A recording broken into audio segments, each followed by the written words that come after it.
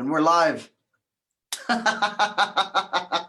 That's the special guest. It was Alex Kane's midriff. Yeah, No. there it is. The spoiler's out. There you go. I've never been more honored in my life. Well, you have low standards. Hey, I don't know. That's a pretty famous midsection. I just saw a video of it with some cornflakes on it here recently. Well, I think that was Tori's first feature film, and he directed it and scripted it, and I was just his dancing monkey, which, as it turns out, would become a recurring theme in my career. So, well, it makes sense that video was filmed in France, right? Was it France? I think that's what the video said. I was going to ask you what the backstory behind that video was. What were you guys doing? I know it said that you guys might have been waiting to go on stage whenever that happened. No, I don't know, because before I was actually asked to rejoin the band, I was tour managing them for a while, which kind of led to, which sort of led to, you know, the reconnection and, you know, the understanding that, like, hey, we actually get along and stuff.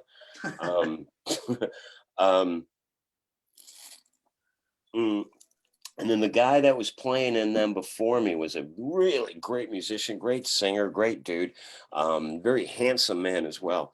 Tony Fennell, who then went on, but he's like a lead singer frontman. And then so he was given an opportunity. There was some band, they were really big, and then they got back together and they brought him in to do a tour. So it just kind of made sense that he could sort of get back to, you know, being front and center as far as singing. So, but anyway, so then that happened, and then so Chip called me, and the rest, as they say, is the history of the underground. Very nice. And then you got to do cool shit like pour cornflakes down your pants for a living. Well, I've always poured cornflakes down my pants for a living, so that's nothing new. It was just, this was the first time that I had somebody that cared about me enough to actually capture it on in a phone for posterity. And then like the fucking Tori's like, I mean, aside from being like the best guitar player that isn't Paul Gilbert or Eric Johnson for that matter. And I mean, I've seen that fucking dude do some shit where it's like, how do you even learn that, let alone execute it brilliantly? You know? Well, I'd say from like a guy like Paul Gilbert, whenever I had Tori on there, he was talking about whenever he was at a Musicians Institute and he would be walking by a room and look in the door and it'd just be somebody like Paul Gilbert sitting there. Just, yeah. Well, you know, the interesting thing about both Sam and Tori, they both spent time at MI, but they didn't come out like the MI bots that a lot of people do. You know what I mean? Like, they have such strong personalities and characters that, in spite of trying to hone in their creativity to, you know, play the sweeps like this way, they have still been able to maintain their own identity and unique personalities in their playing. But that has nothing to do with pouring cornflakes down my pants, of course. But I studied that at CI Cornflakes Institute. So while other people were learning how to play properly and stuff, I was learning how to play in a way that as much by choice as by definition only I am able to play, being self-taught and stuff. So while it doesn't take a lot of technique to be able to do what I do, you do got to figure out, why would anybody want to sound like that?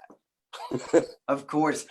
Now, one thing Tori had mentioned was back in the day around that time was whenever bands would be looking for a guitarist or something like that, they would sometimes say stuff like no guitarist from Musicians Institute or no guitarist institute guys. I was one of those guys. Like, I would never, like, the fact that I'm such good buddies with Sammy and fucking Tori right now is like totally antithetical to anything I believed my whole life. Like they, to me, I was like as left wing as you could possibly, like, if we were to make it analogous to contemporary society, I was as left wing as you could possibly be, and I viewed MI people as being like the people that raided the Capitol. So it's just the twain shall never meet. But since then, you know, now I have many friends that are on the right, and it's very true, actually. Weirdly, the people I'm closest with are on the right, which is not what you would think, because like I am decidedly left. So, but anyway, yeah, no, there was, but that's kind of my point. Like the stigma that the sort of like MI kind of carried with it. You know, there's obviously players that sort of pushed through that and were able to take. My problem with MI is it seems like a lot of times it's just like, all right, get them through the curriculum, take their parents' money. Just like any institute. Well, like any institute where it's not really about the education as much as like, oh, they paid to be here. So, but obviously there's been a lot of players that have ended up being remarkable musicians that came out of there because, you know, it's kind of just like high cheekbones and being a fashion model. Either you is or you ain't. You know what I mean? So it's like if you're like 5'1" and you know and you don't hit a certain thing, you know, you're not going to be a fashion model. So you can go to MI and not be like destined for this life, and it will not benefit you, unlike a person like Tori or Paul Gilbert or Sam Bam, where it made them the ferocious monster musicians that they are. But you know, again, I'm self-taught, so like the only thing that I've actually been schooled in is how to break shit and still stand up on your feet. So it's a different curriculum, more fun, I must admit. That's great. Man, one thing I really wanted to ask you about while we I were don't on fucking here. give a shit. I don't want to hear it. I'm sick of your bullshit. Hey, well, there you go. Welcome to the Alex Kane show, everyone. Yeah. Yeah, they talked for like 4 minutes and then it got weird. Well, hey, man, that's, you know, people's attention span nowadays. That's all we're getting. So it would make sense to just come on here, introduce who the fuck you are, and then be like, all right, bye. You can go check them out on your own. I know this guy. Yeah, that's all it takes anymore. So your band Life, Sex, and Death, transitioning from Enuff Z'Nuff to that, how does that necessarily come about? And what would you kind of summarize as like, you know, what's Alex Kane's mindset going into a situation like Life, Sex, and Death versus like working with Enuff Z'Nuff? Okay, so when, I mean, I was like, what, 22 or 23, something like that when I first got into Z'Nuff. Now, I had been, God, something like that. I don't remember, like that whole, like I didn't do my first show until Christmas 1984, right? Okay. So that's when the first time that I ever got on stage was. And I also knew, wow, I get this. I don't get anything anywhere ever, but I get this. I don't get sports. I don't get cooking. I don't get being a mechanic. I don't get in, you know, anything except I understood that. That felt like home. Right away, it felt like home. Which, you know, while I was technically young, I already knew that there was nothing else that would give me what I needed, the challenge, the drive, the perseverance, the, you know, anything. But I was also, I mean, it's kind of like, I don't mean to sound like fucking, you know, somebody's uncle or whatever, but, or Yoda for that matter. But it was, you know, when you're younger, you come from a perspective of, I know what I know, and that's all that there is to know. So you don't really get the big picture. You just, it's like when you read your first book on philosophy, you're like, oh my God, all this incredible wisdom that I just need to share with the world. And it's kind of like, no, you've just been ignorant till now. Absolutely. We've known about that before, but it's nice that, you know, we're all on the same page now, or whatever the analogy would be, obviously. Um, and so anyway, um, so in having this attitude of like, oh, I know everything, as you know, and you kind of, I mean, to embark on this at first, like you know, you're a younger dude, but you know what the fuck is up, you know what I mean? Like, I have infinite respect for you because I've already seen you accomplish shit. I've seen you make a great record with some of my favorite people slash best musicians. um you know, and you put it out and it sounds great and the tunes are totally legit and you sing your fucking dick off and you're a gentleman and you're smart and you get Well, stuff thank you done. very much, Alex Kane. But well, I mean, I'm not even blowing smoke. I'm just saying this is, you know, what's up, what I see, you know, similarly with Sam Bam, where it's like, you know, and Danny Hector, and there's so many people that are like, you know, young players relative to me, which isn't saying much, but younger players that are coming out where it's just like, you guys are fucking smart and you're not sitting around waiting for shit to happen. You make it happen. And, you know, and I come from the generation where, you know, you still think there's going to be a limousine waiting, but of course, like I realize that nobody's going to fucking show up in a limo. I've been in one limo once going to a rock show that I played, not that I was visiting, you know, friends of What mine. show was that? Me and Matt Kramer, Coma. Okay. So I came in on the plane. This was actually, we're skipping a generation now. I came in, and Matt to this day, like, you know who Matt Kramer is, right? I do not actually. So Saigon Kick. okay, yeah, I'm familiar with them. I just didn't know any of the guys in the band. I mean, dude, you're a singer. You must check out Matt Kramer. Okay. If Robin Zander were Jim Morrison with Perry Farrell's attitude, that's Matt Kramer. Okay, perfect. Yeah, great Unbelievable. combination. Yeah, great. Like Yeah, his mom's an opera singer, so she told him like how to like make those blood curdling screams come out without like ripping your throat up, and so you can do it every single damn night, you know. nice.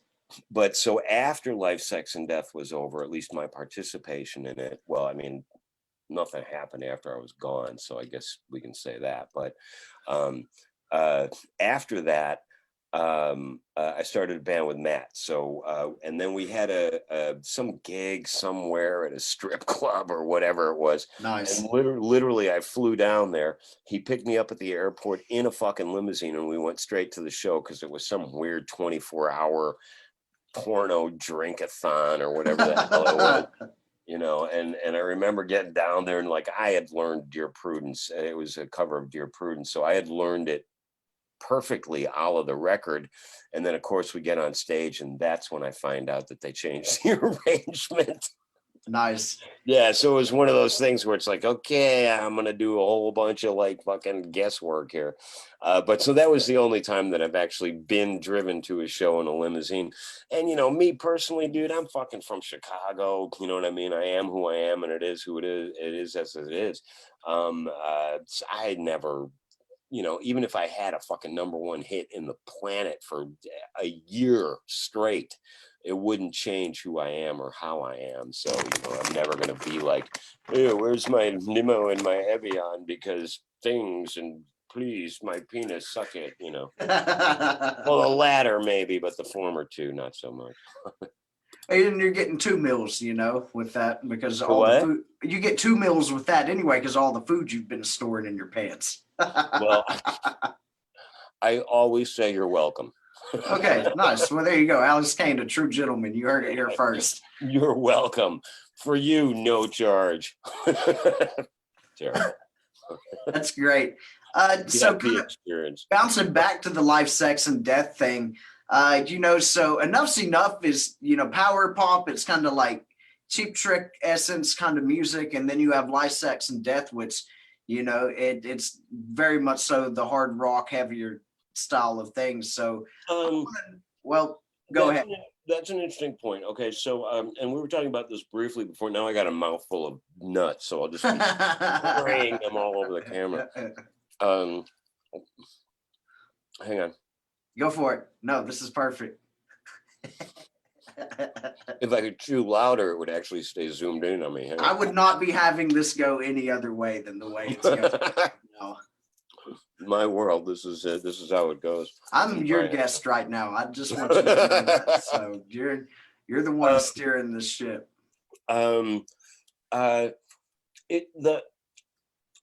There were, I mean, I don't feel comfortable going into all of the issues that were going on during the Enuff Z'Nuff days. But there were things that just weren't suited for me. And one of those was that I didn't want something like I knew that those two guys were brilliant fucking songwriters. There was no question in my mind. And to this day, that's some of the best music that came out of my generation of rock and roll is what Chip and Donnie made. You know, and I had a hand in that. And then they obviously took it to another level when I was no longer involved. And concurrently, I took it to another level myself when I got in Life, Sex, and Death. So the way I'm built, I like things that are confrontational and challenging and particularly not based in the status quo, right? Stuff that flies in the face of the status quo, that demands, like, I'm stupid enough to think that rock and roll is actually an art form for the common man, meaning it needs the art of the music, regardless of the intensity of the expression of the music, is just as important to me as anything, right? So, like, particularly, and I would say it sort of rose to its apex, at least apex from my perspective on the music I make, when I started Anti-Product, which was everybody kicked in, obviously, but it was, and that's a band that I would like to actually draw everybody's attention to. I mean, Anti-Product was a really great, unique, experimental, musically challenging fucking thing. I mean, the complexity of the arrangements, and it was actually, and Donnie was actually the first guy to notice it. I don't know how he got a copy of an Anti-Product album that I'd made when I lived in England. I was in England for most of the history of that band,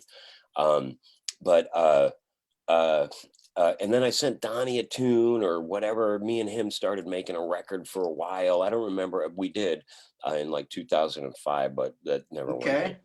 Yeah. Do those files still exist anywhere? Well, I left them with Donnie, so I'm going to assume he sold them for drugs.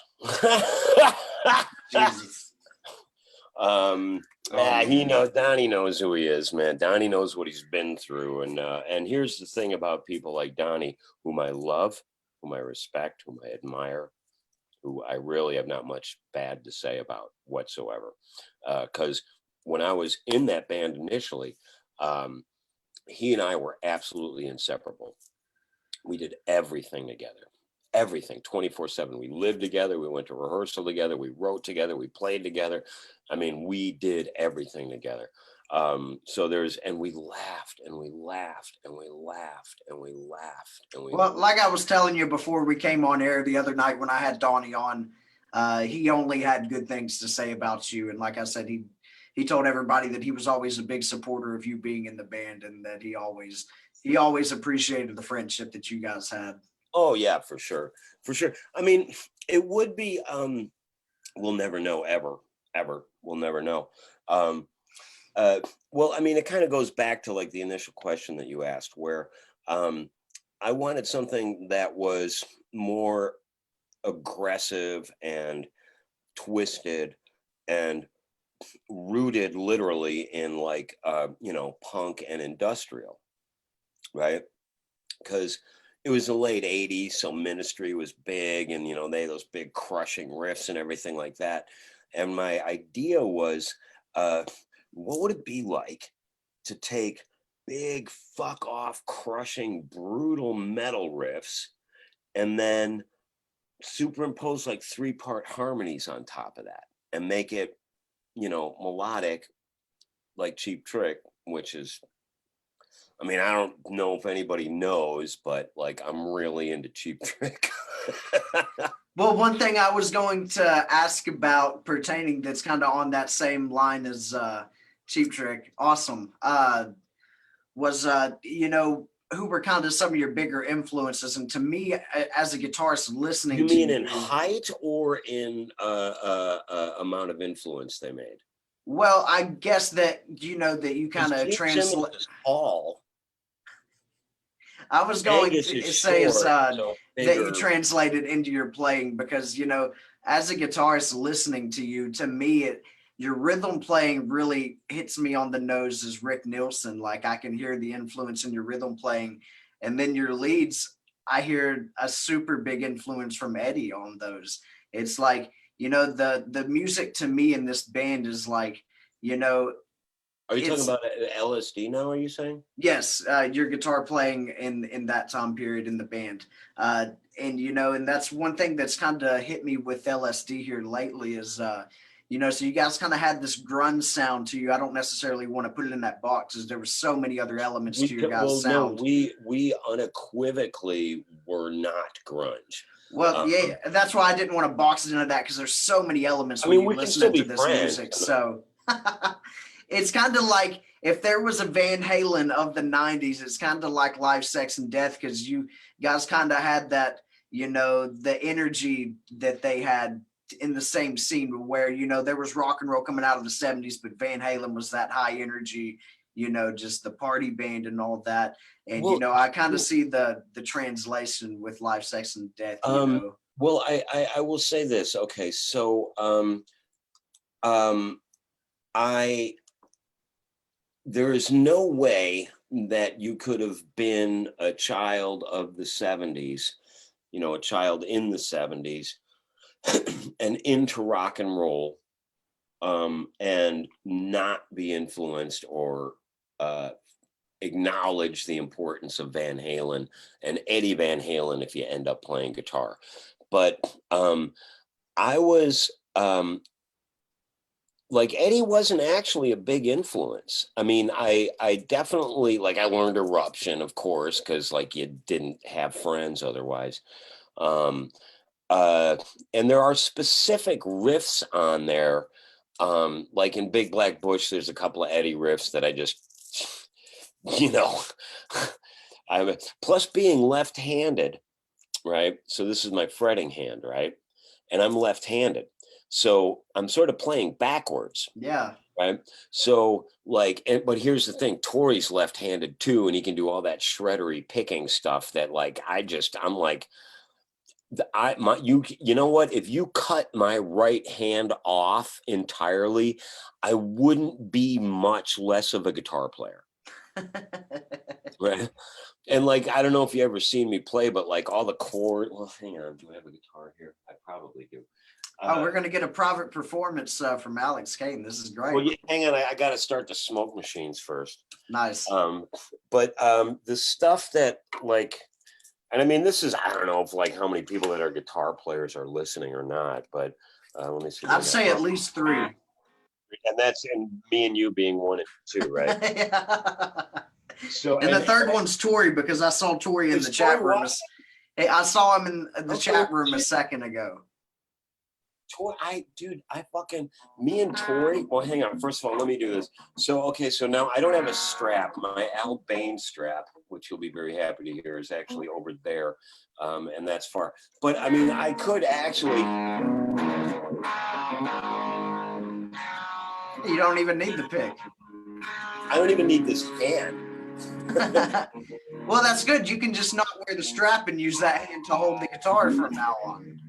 Well, an action that we do when we do Gene Genie, I only use this hand for like when I'm soloing in it. Okay.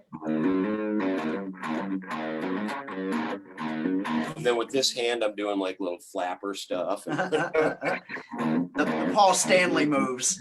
Oh, dude, that's like I had to see a video of myself to be like, holy shit, I actually am gay. No, I had to. Oops, almost fell. That's great. Like I wasn't aware of subconsciously how much shtick I'd stolen from him, but obviously I was a huge Kiss fan. So getting back to the influence thing, Rick Nielsen is ground zero for me. So like the, me and Johnny and Sam Bam are doing Have and the Have-Nots, right? Which is so much fun. It's just so much fun.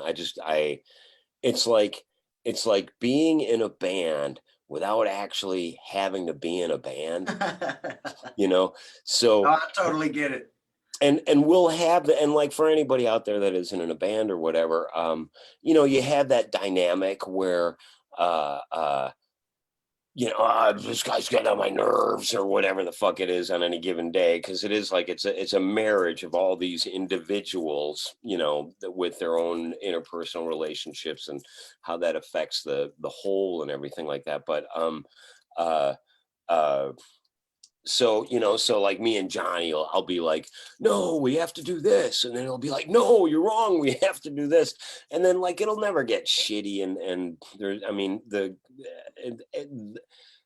everybody involved in having the have-nots, and right now the crux of it is myself and Stuart Carreras, who's an unbelievable producer, musician, writer, mixer, just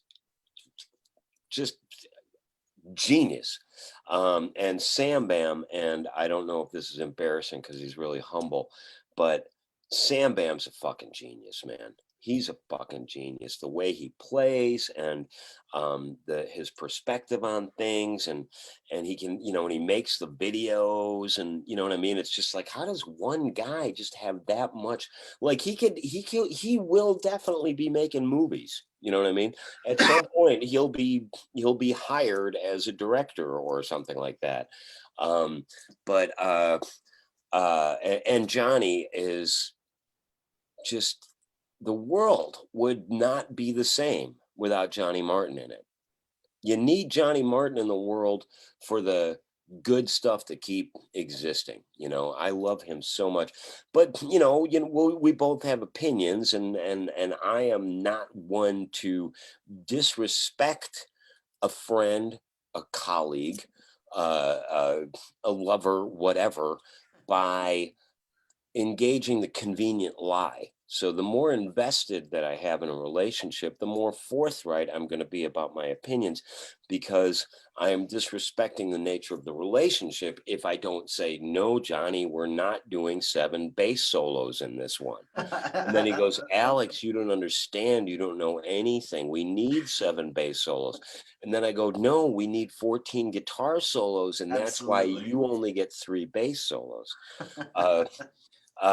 So you get the dynamic and the healthy exchange, you know what I mean, where you're actually you're risking a confrontation because you really believe in what you're saying.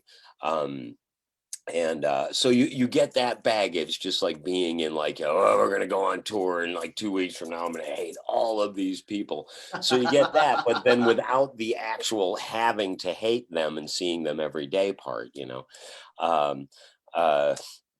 so anyway, that doesn't answer your question about my influences. My biggest influence overall is going to be Rick Nielsen. So when people hear stuff that I'm associated with, I make the joke of going and like me and, you know who Bryn Ahrens is? I do not.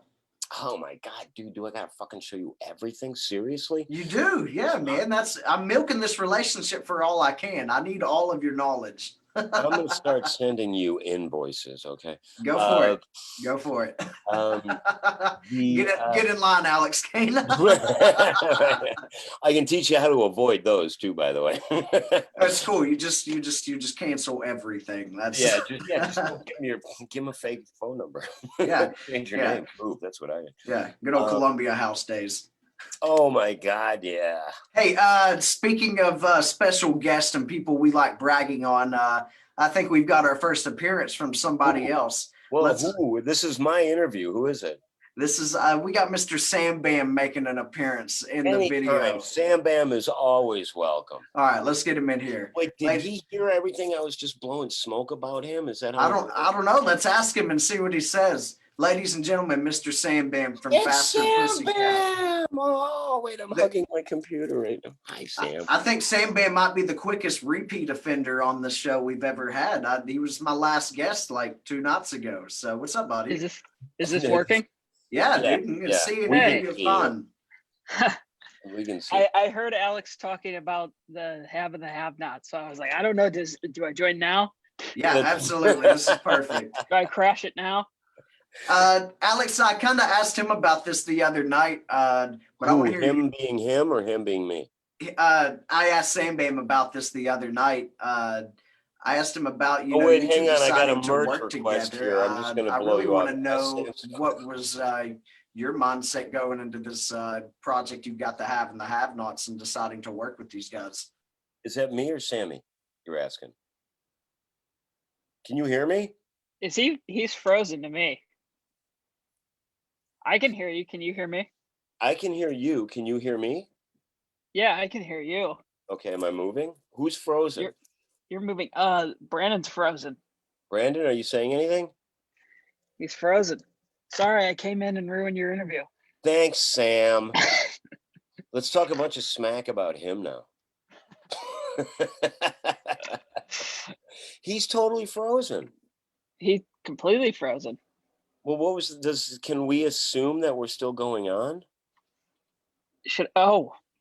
Are we on the thing? He's gone now. Are we on the internet? We are on the internet. It says live on Facebook. Can we steal stuff from him since he's not here? Hey, Sam, what's going on, buddy? What's up? So I'm interviewing you now.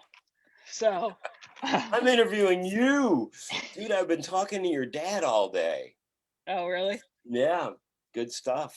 Good stuff. That's cool. Yeah. So weird. What just happened? Well, let me ask you a question. So what's Alex Kane really like? Brandon just messaged me on Facebook. He's like, I don't know what just happened. It's like, did you take over this? I just came in. I just hit the link that you sent me. So is he?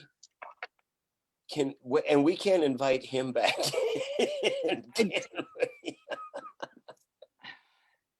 That's awesome. Oh, Technology. I love that so much. I love that. This is pretty funny. But we still have to be, so can you see us on there? Because that would imply. I'm looking to see. And we'll. Yeah, now it's just us. Okay, so that worked exactly as planned. We just completely, this was. That's brilliant. Good for us. Even when we're not trying, it's havoc. So anyway, the question was, what's it like fucking working with you and Stuart and myself and Johnny and all of our guests and having the have-nots? And it started out, what were we even thinking when we started? I don't even remember. I don't have any idea. I mean, it I just don't started even know how it started. No, I remember Janice. Yeah. It was Janice, and then she had said something about Jingle Bells, and then I thought, there's no fucking way am I doing this by myself. And then I thought, Who can I drag down? Who can I ruin? Yeah. And then me and Johnny just raised both of our hands. Yeah, and it was like there wasn't even a phone call or a text involved. It was just like you were sitting wherever the fuck you guys were, and just like your hands just kind of went up, and I felt it. And then I sent a text, and I was like, "Put your hands down. We have a band." That's exactly how it happened, as a matter of fact. We have an imaginary real band. Yeah, yes, exactly. We have an imaginary real band, or we have a non-existent real band, or wait, we have a legendary band that never existed. I can make an argument for that, right? I like that for sure. And it was just a thing of like, okay, so we're pretty good at our jobs and stuff. So is Brandon saying anything about like how? Yeah, he said give me 2 seconds and I'll be back. And then also Jeremy Asbrock just texted us and said we are definitely live. Okay. Does Jeremy want it? We should just like get everybody that we know on this call. Who else can we send this link to? I texted Johnny. I'm like, are you coming? And he acted like he had no idea. Yeah, he had no idea. He's too important. I mean, like guns. It's Valentine's Day. Okay. I'm here with you and everybody that's watching it. So, but actually, I mean, his chick is so amazingly awesome. Frankly, I would blow us off to be with her as well. But not if they were married. If it was a different world, that wouldn't be appropriate at all. But I send it to Jeremy. He said he's coming. Oh, here. Brandon Fields is the host now, it says. Not if we got anything to say about it. What the fuck just happened? Welcome back to your interview. That's what happens when you bring Sam in, man. It just fucking stuff changes. He brings the magic. Ruin everything. Okay, so all of a sudden, literally, it just froze you guys. It closed out my Zoom and started converting it to like exporting the video out like it does whenever an episode ends. But and then I pull up my Facebook and I see both you guys still on there. So my Zoom is closed out. I have no idea how it was still broadcasting that when my Zoom wasn't even open. Like that made wow. So especially you being the host. Well, what's going to be weird is I need to. All right, I'm gonna have to combine these. Okay. It's recording again now. Actually, so I can export this. But I'm gonna have to steal the Facebook video now because my Zoom video is gonna be like chopped in half and missing the part where I was exiled for 5 minutes. First of all, and don't you forget it, and we'll do it again, motherfucker. Yeah, I learned my lesson. Yeah. Now you know how Superman felt, okay? And I started making a comment in the chat room. I was like, "This is what it must feel like to be Conan O'Brien." Have yourself. But So Sam just invited a bunch of our friends, so this is going to be weird now. Did you send that link to Jeremy? Yeah, there's like 25 people coming. Nice, perfect, yeah. And they're all in a really bad mood. The governor's going to come shut our water off, guys. We can't have that many people in here. Well, we're not where you are, so that doesn't affect us. So I'm just it was a terrible joke. I'm not even in Los Angeles, so I don't know why I made that fucking joke. So are they shutting off the water now? That was like back around like 4th of July last year, I think, whenever they said if there was like, because there were like houses up there, with like 200 fucking cars and shit in the driveway. And that was one of their threats. Okay. We're gonna blow up your home if you don't. We're gonna kill you if you don't live more safely. Practice social distancing, or we're gonna murder. That's coming soon. You. Yeah. I was just saying maybe we'll fucking see what happens. Well, I think very much like I have these like me and Johnny and Sam Bam, we're on a thread, and so Sam refers to me and Johnny as his stepmothers.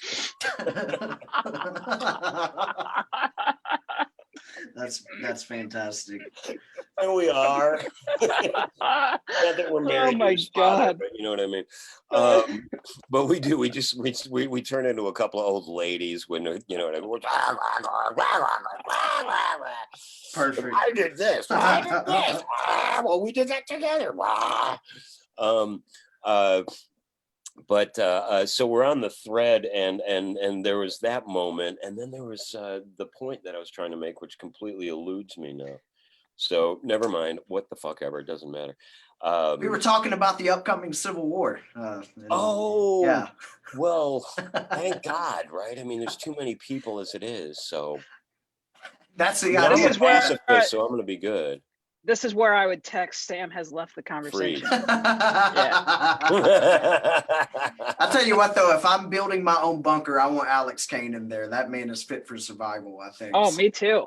All right. I know I'm wrong, but I just want to make sure you guys aren't flirting with me, right?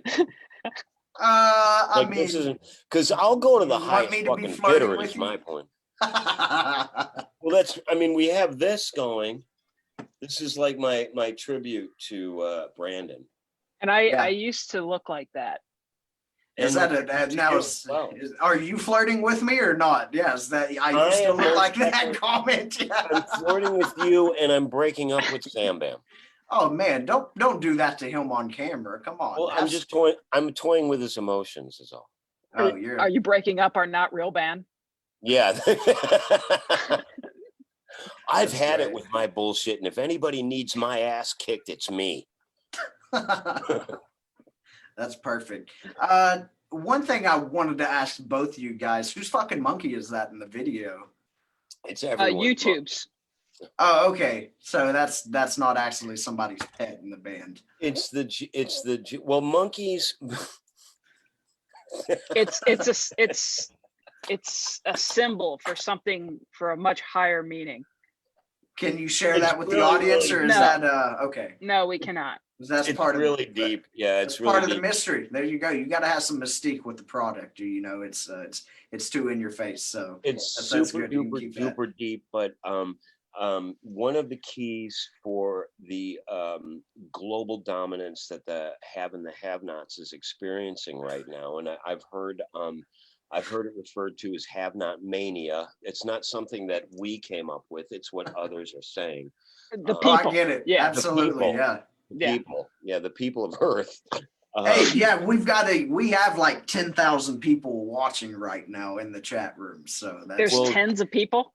Yeah, actually, there is tens of people in the chat room. Well, and that means that Johnny's there because he's got like the ego for like 7. So perfect. There you go. Yeah. Anyway, nice. Critical to have not mania is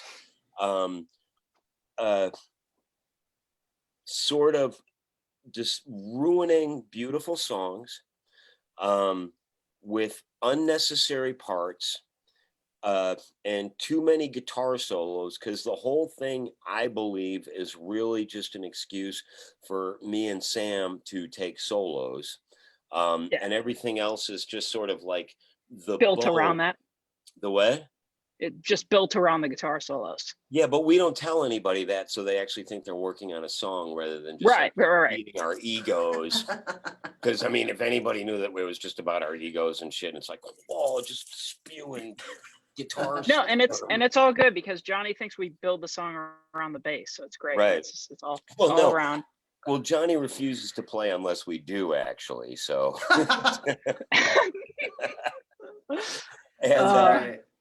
But you know what? And I will be serious for only a moment. We have a friend of ours that we all know that means a lot to all of us, and we've all met him in different ways and stuff. And so we just recently did that cover of Cupid, and I'm not going to name names, Sam, but you know who I'm talking about. And Johnny had sent our friend the link before we dropped it. Here's phrases thank you. Exactly, Sam. There's phrases that we must purge from just existing in general. And fuck cancel culture, because sometimes you need it. Trying times, let's get rid of that one. Unprecedented times. I want to go back to the precedented times. You know what I mean? When would that be? The what? When would that be? Well, I've got both my vaxes, so even if I grow a flipper 20 years from now, I don't give a fuck because I can go out and do whatever the damn hell I please right now. I mean, I still do the mask and whatever because I wear a seatbelt when I'm in planes, and I've been in 0 plane crashes in my life. But I wear the seatbelt, so you know what I mean. My pants haven't. Well, they used to fall off me a lot. And then I started wearing belts, and they haven't fallen off me since, but that doesn't mean the pants are staying up on their own. That means it's because I'm wearing belts that they stay up. Perfect. You see the logic? Of So, course. so I mean, and also like I always, like I go shopping at the Sprouts down the street here, and there's always some dude in a wife beater t-shirt running around being all like, I'm the only one in here without a mask. Look how important that makes me. Well, no, it just means that we're all. It's like those fucking people are daring you to say something to them. Well, that's what I'm saying. And it's they've like got that fucking look on them, like I dare you to fucking say something about me not having my mask on right now. And I'm the dude that will absolutely walk around naked just to freak people out. I got tattoos on my face in 1987 before it was the purview of trust fund kids, right? So I'm coming from the place of fuck you, I don't give a shit what you think. Before it was hip. Yeah. Well, before, yeah, exactly. Well, you can't live in Sam's actually, this is what I'm saying. Fuck Newsom. Sam is actually being kicked out of California because he doesn't have face tattoos. There you go. Well, we can fix that. Yeah, we can fix that real quick. Well, no, you can't. He already tried the pen thing. They've got people that wipe it off and see if it's a real tattoo or not. And that's what California has become to. You can't live there unless you have a face tattoo. So I find that to be really unfair to those people that haven't elevated themselves to the extent that. Yeah, there you go. Picture perfect quality right there. So like when I see the dude with the fucking Maori, the white man with the Maori indigenous tattoos over his rather large biceps that they invariably have, and the beard that's part and parcel, you guys seem okay, but generally speaking, beards are indicative of fascism, I find.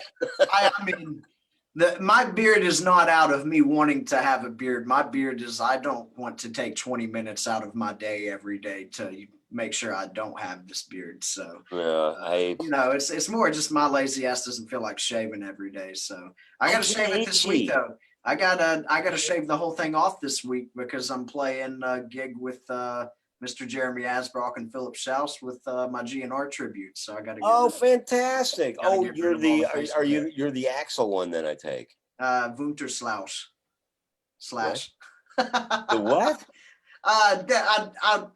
So there's a South Park episode from a while back where they equated Slash to Santa Claus because he's in every place at the same time.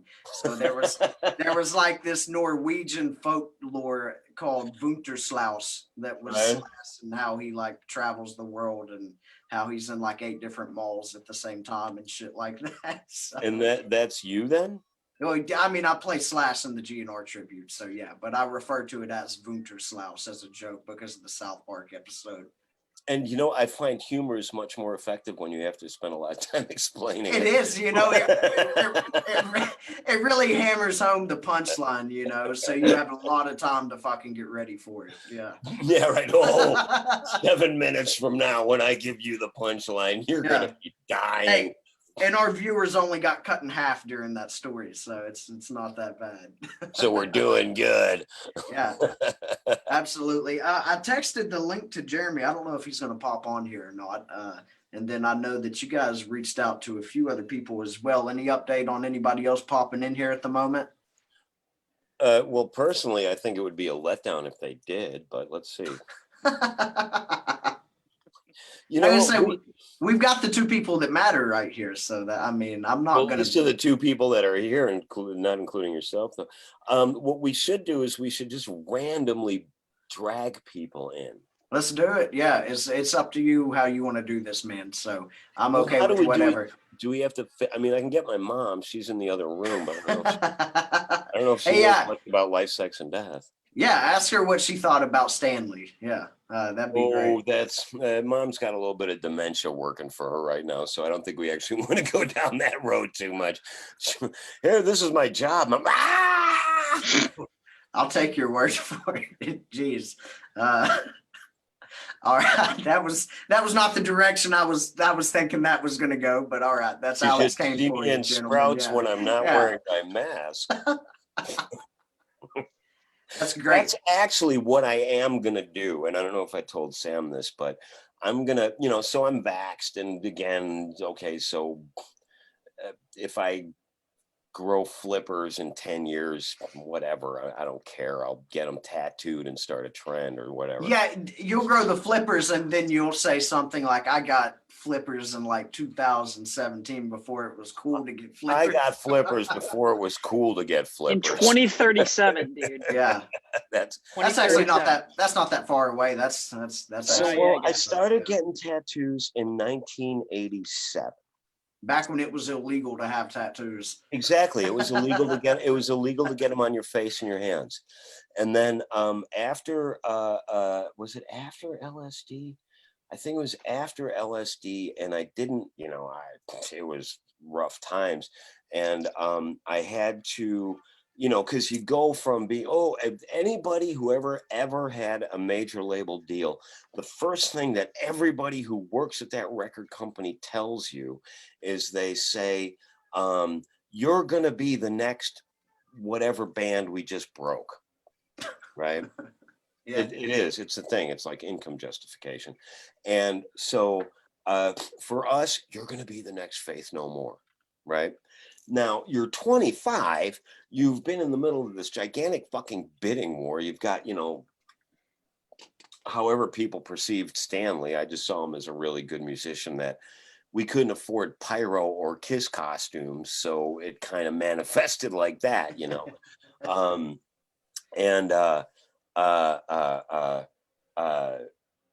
and I totally lost my train of thought again. So I know that this is working. that's perfect. Yeah, no, that's great. We're just gonna. Okay.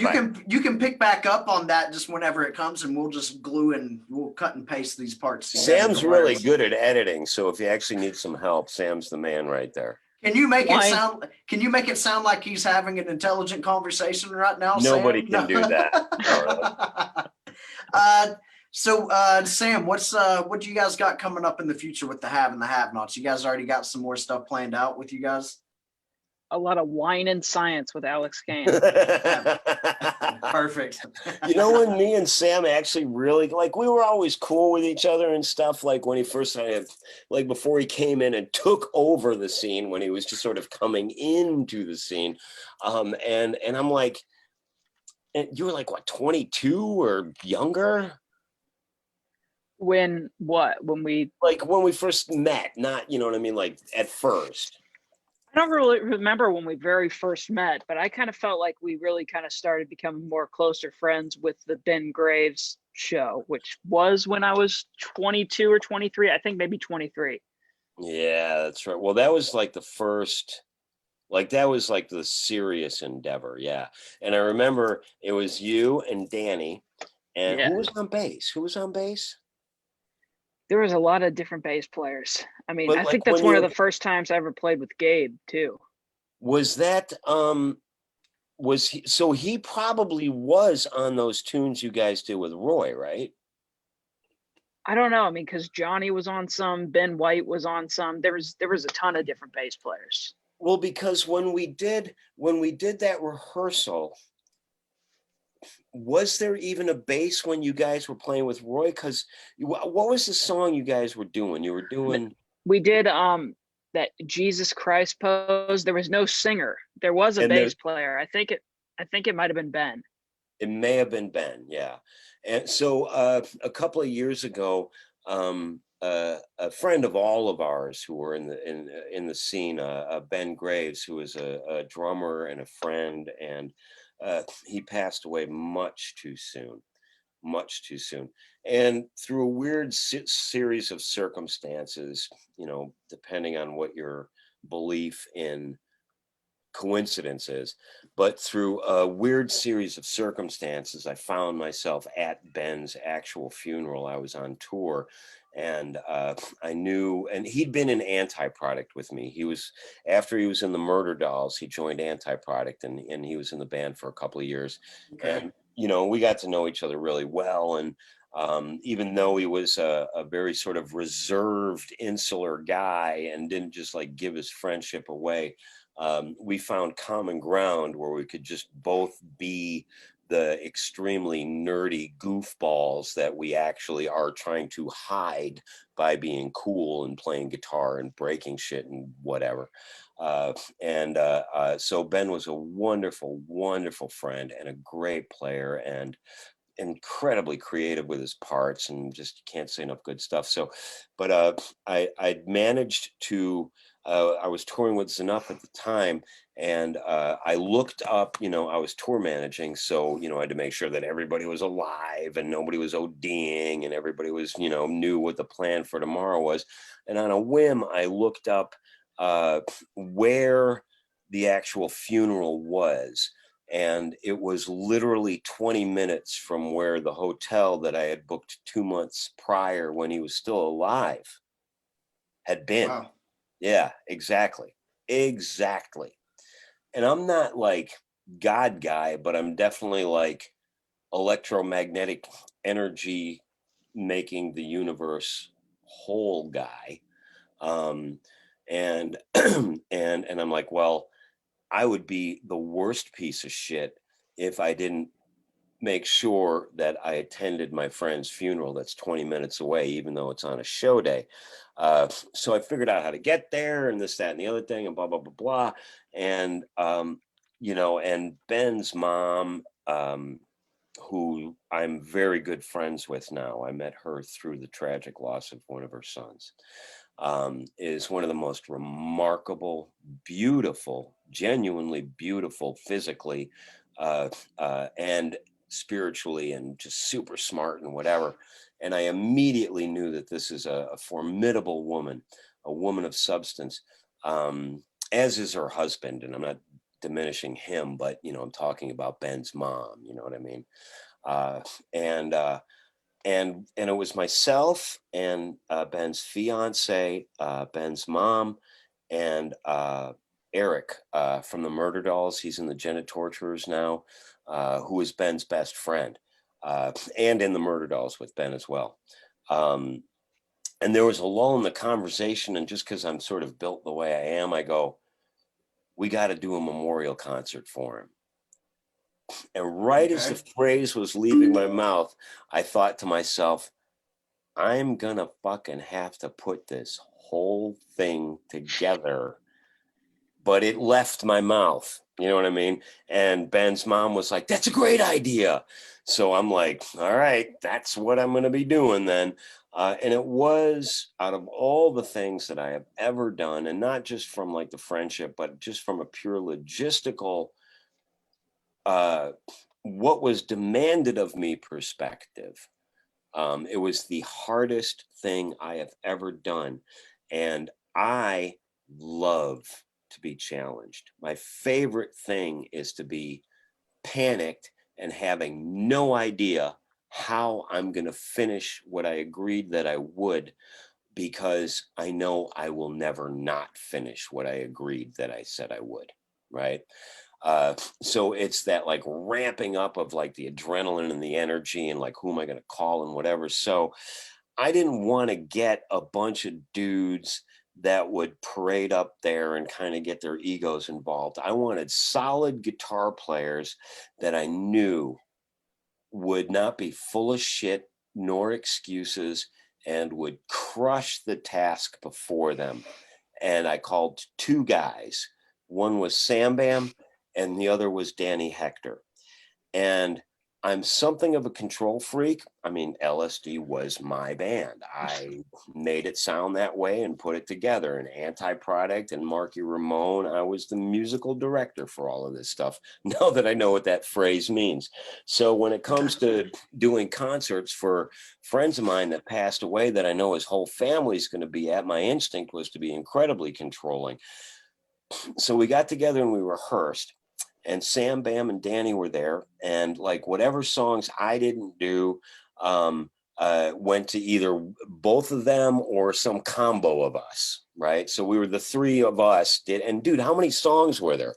We did like 50, 60 tunes. There was a right? lot. It was 30 something.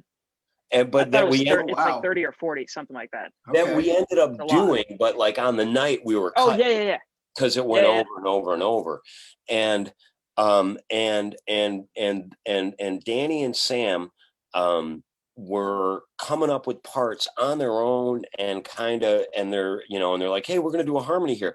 Now I'd heard them play together. I'd heard how well they played. I knew how inspired they were and how much integrity they brought to every single fucking note, where I wasn't even questioning anymore. And I'm definitely a control freak when it comes to music, where I'm like, whatever you guys do, I already totally know it's going to be great. And that's where, and then there was the whole thing with our buddy Izzy too at the end, wasn't there? How could we forget? Oh my God, that was pretty intense, actually. I just remembered that now. But even then, in situations where there was some duress and stuff, fucking Sam both of them. I'm just talking to Sam now. Danny's touring the world or whatever he's doing. But yeah, if anybody doesn't know who Danny is, Danny's another. I don't know if he's about my age or maybe a tiny bit older, but he's another guitar player here in LA who's just really, really, really talented and one of the nicest people probably ever. And he was touring the last couple years before the apocalypse. I'm going to blank on the guy's name, but the artist he was playing for has been opening for the Jonas Brothers, playing arenas and stadiums everywhere. Okay. Yeah. Fantastic. It sounds like I'm making it about me, and maybe I am to a degree, but it should be about you. Well, this is my interview. What the fuck? Exactly. Why am I still? Should I leave? Can I leave? No, because I'm talking about how wonderful you are. Zoom should have booted me and you both off at the same time. Well, we were kind of. And then Alex just here to talk.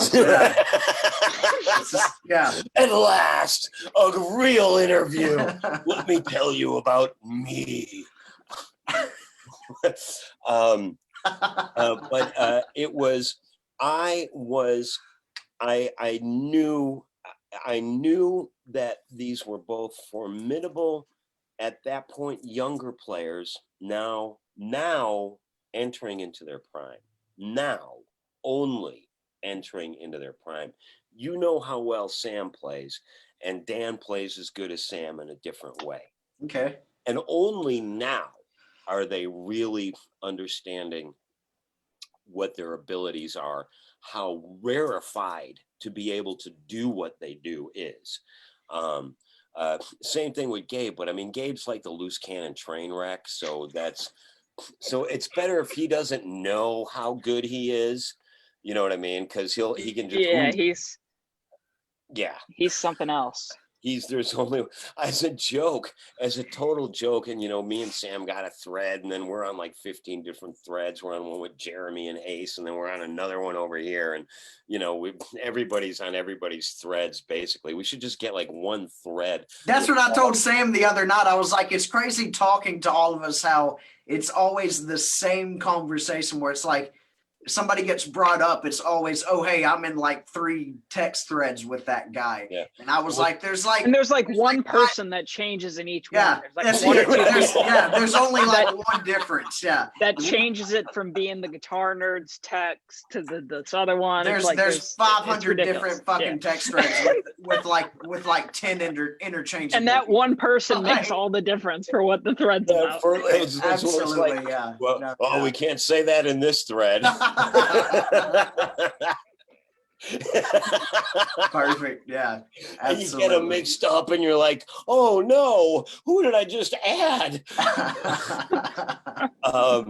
But and then to see like that was like Sam was already really getting established in the LA scene, and were you doing like the outside stuff yet, or was it just kind of like you and Nuno and Gabby and all of that still?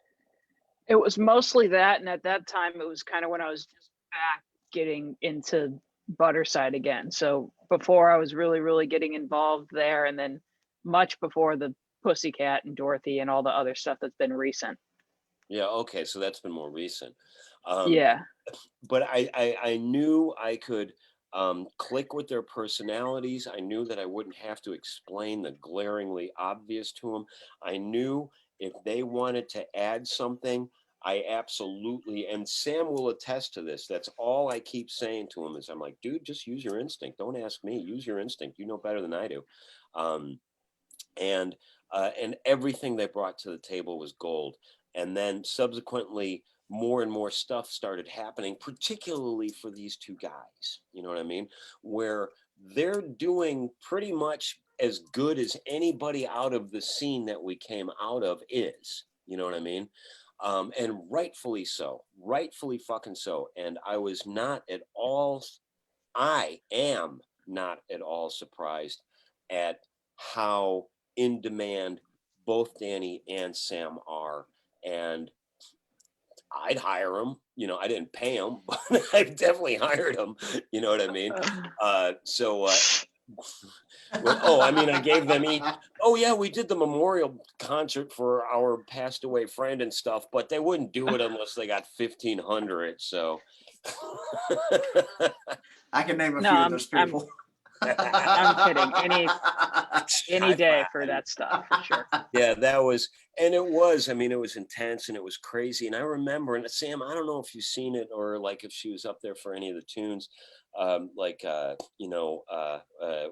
I remember seeing Sharon front and center. Do you remember seeing that? His mom? No, I don't remember. So and she's, you know, an aesthetically beautiful woman, you know, in spite of being quote unquote a senior citizen. But I mean, Steven Tyler looks pretty good for being however old he is. So we gotta 72, I think now is what he is, and he'll still fucking sing anybody under a table, in my opinion. uh I mean, is he better than Xander? Maybe. I don't know. It's actually it's close. Xander's up there, dude. That dude's voice is still so fucking good, man. The the Dude, king. and now Yeah. like on the new shit, he's pulling out all this Paul Rogers stuff. Dude, I literally right before we started, I was still listening to "Light Up My Fire," the new single. I made a vague post about it earlier, but I will be announcing this in a day or two. I've got somebody from that band coming on here soon, so to talk about the upcoming Cheap Trick record. So that'll be very exciting. So if you're listening, stay tuned, and you'll see a member from Cheap Trick on here very soon. I'm excited about that. If But it is who I think, well, actually, I do know those. it's probably who you think it is. It's okay. yeah. Okay. Oh, it right. Okay. The most social out of all of them, I would imagine that it seems like, as far as like that I see like in interviews and stuff like that publicly. Is he represented by more DNA in the band? Yeah.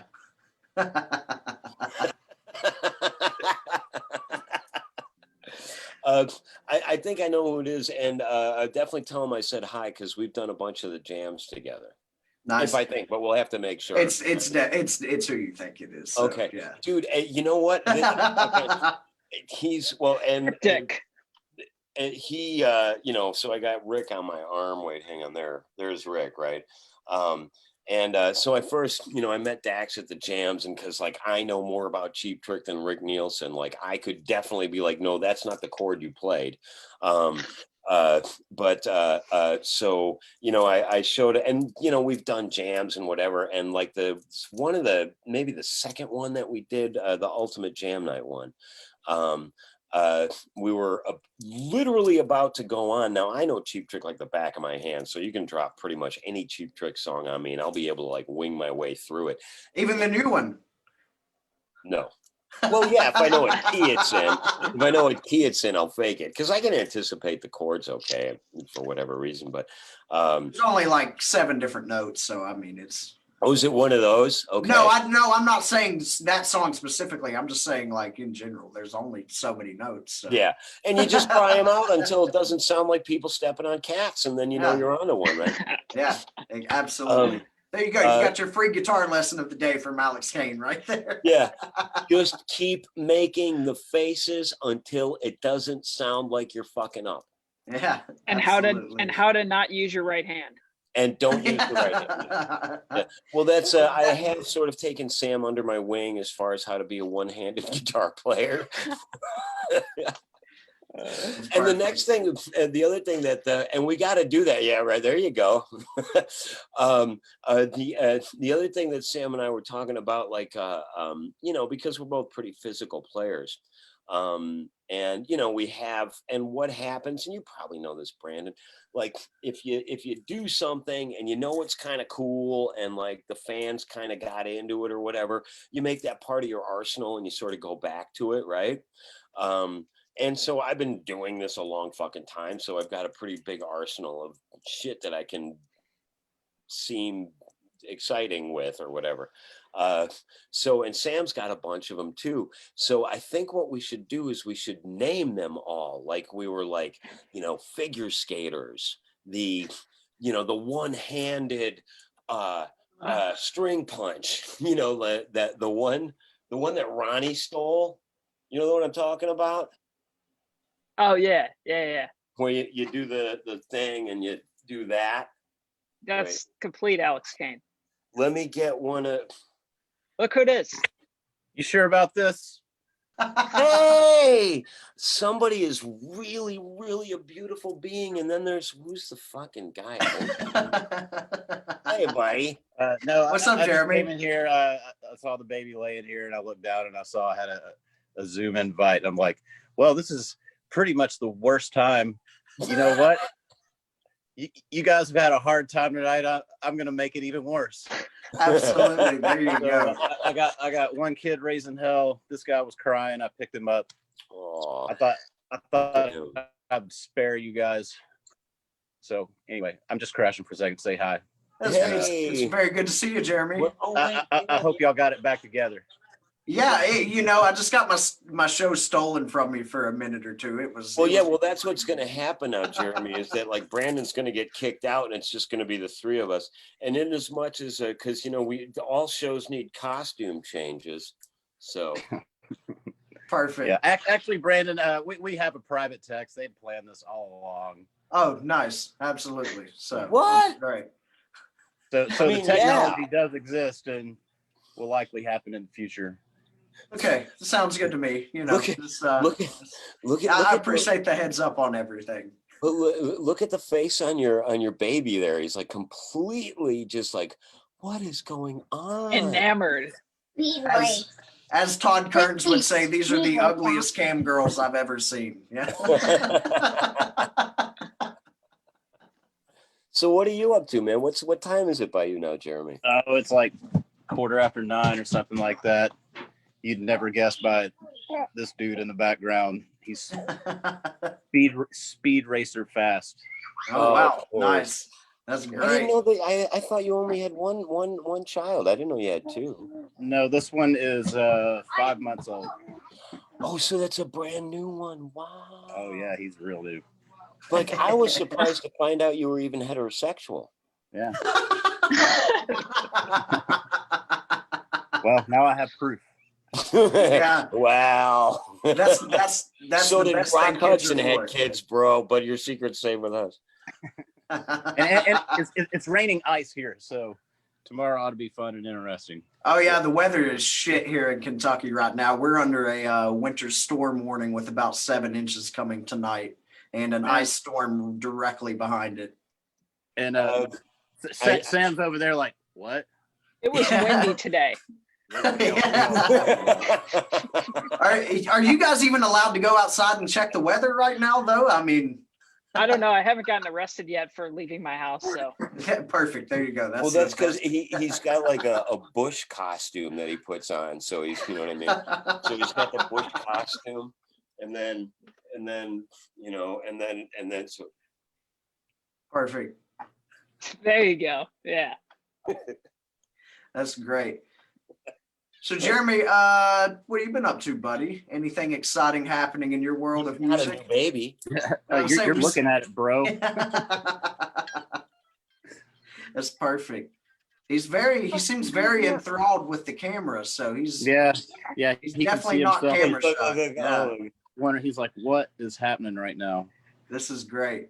Yeah, because we've had Rory on the show before. He's hijacked your cameras, so now we've got both your kids on here.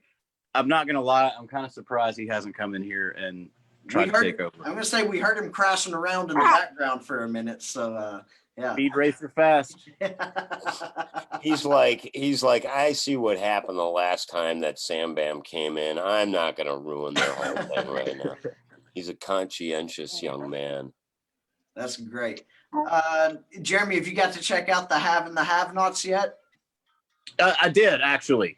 I didn't get to comment on the thread because you guys are new on my group thread thing, man. I chime in every now and then just when I get a chance. So anyway, it's not like you're busy or anything, dude. I was gonna say very pleasant things about it. I like it. Because it would have been. I like the ska section you go into. That was very surprising. I wasn't expecting that. But like this, like the it's a 4-minute cover of Cupid. Oh, great! Now all of you guys are freezing. Oh, there you are. You're back. It's a 4-minute cover of Cupid by Sam Cooke, done by. And hey, Jeremy, you got to do one of these, right? Sure. Oh, yes. I got my stuff set up in the kitchen now. I'm good to go. And okay, really in the kitchen? I'm gonna do that. I don't know what Mom's gonna think, but I'm gonna say, "Hey, Jeremy did it, and he's got a kid." I'm just here. Check it out. Here. This is never before seen on the internet. I'm gonna show you guys my studio. Jeremy Asbrock studio. This is where he cut the solos at. There's my studio. Nice. I love that. It. I like it. So what kind of soundproofing you got in there?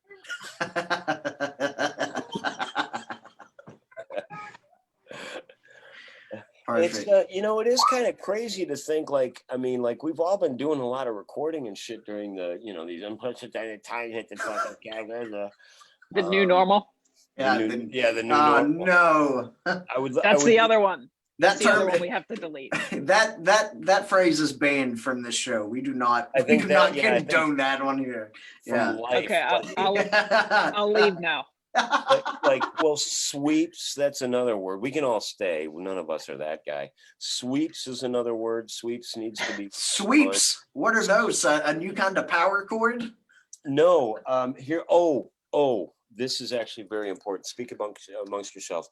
I know the fastest sweep known to man, and I think this is as good a chance to. Is Tori still in the Facebook chat? He was a second ago. Okay, well, I've already showed Tori this, and he started using it in. Hey, isn't it sweeping, vacuuming in the Northeast? Well, here, let me educate you, buddy. This is literally, and I have a name for it too. Literally the fastest. What keys he in? Let him play. Check it out. He's an A, by the way. A flat, actually. Okay, so watch. He's single. Just watch. He's not having it. Patience. Just check it out. The fastest sweep known to mankind. Ready? And I have a name for it. I'll tell you after I play it. Ready? Like, it's gonna go by so fast you may not even be able to see it. Ready? I call it a chord.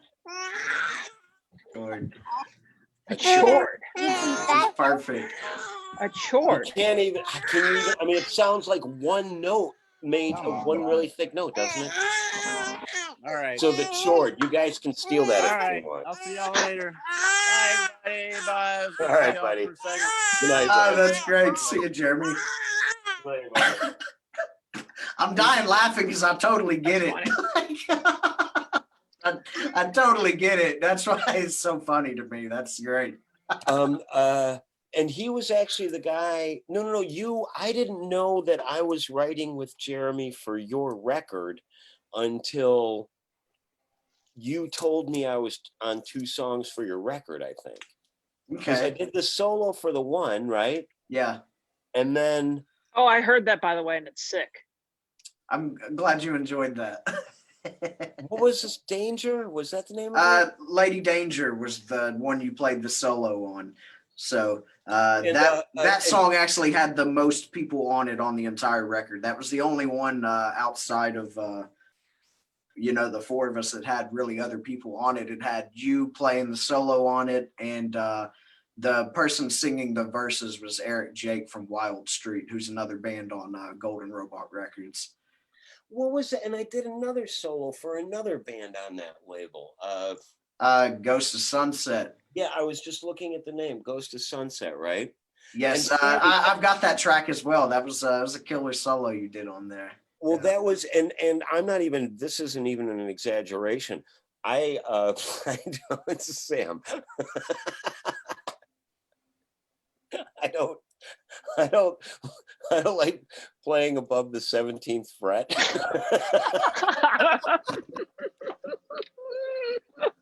Perfect.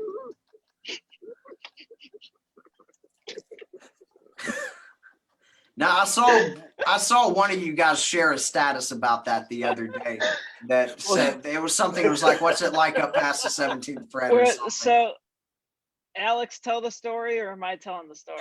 I think I'm. Please, Sam, go ahead.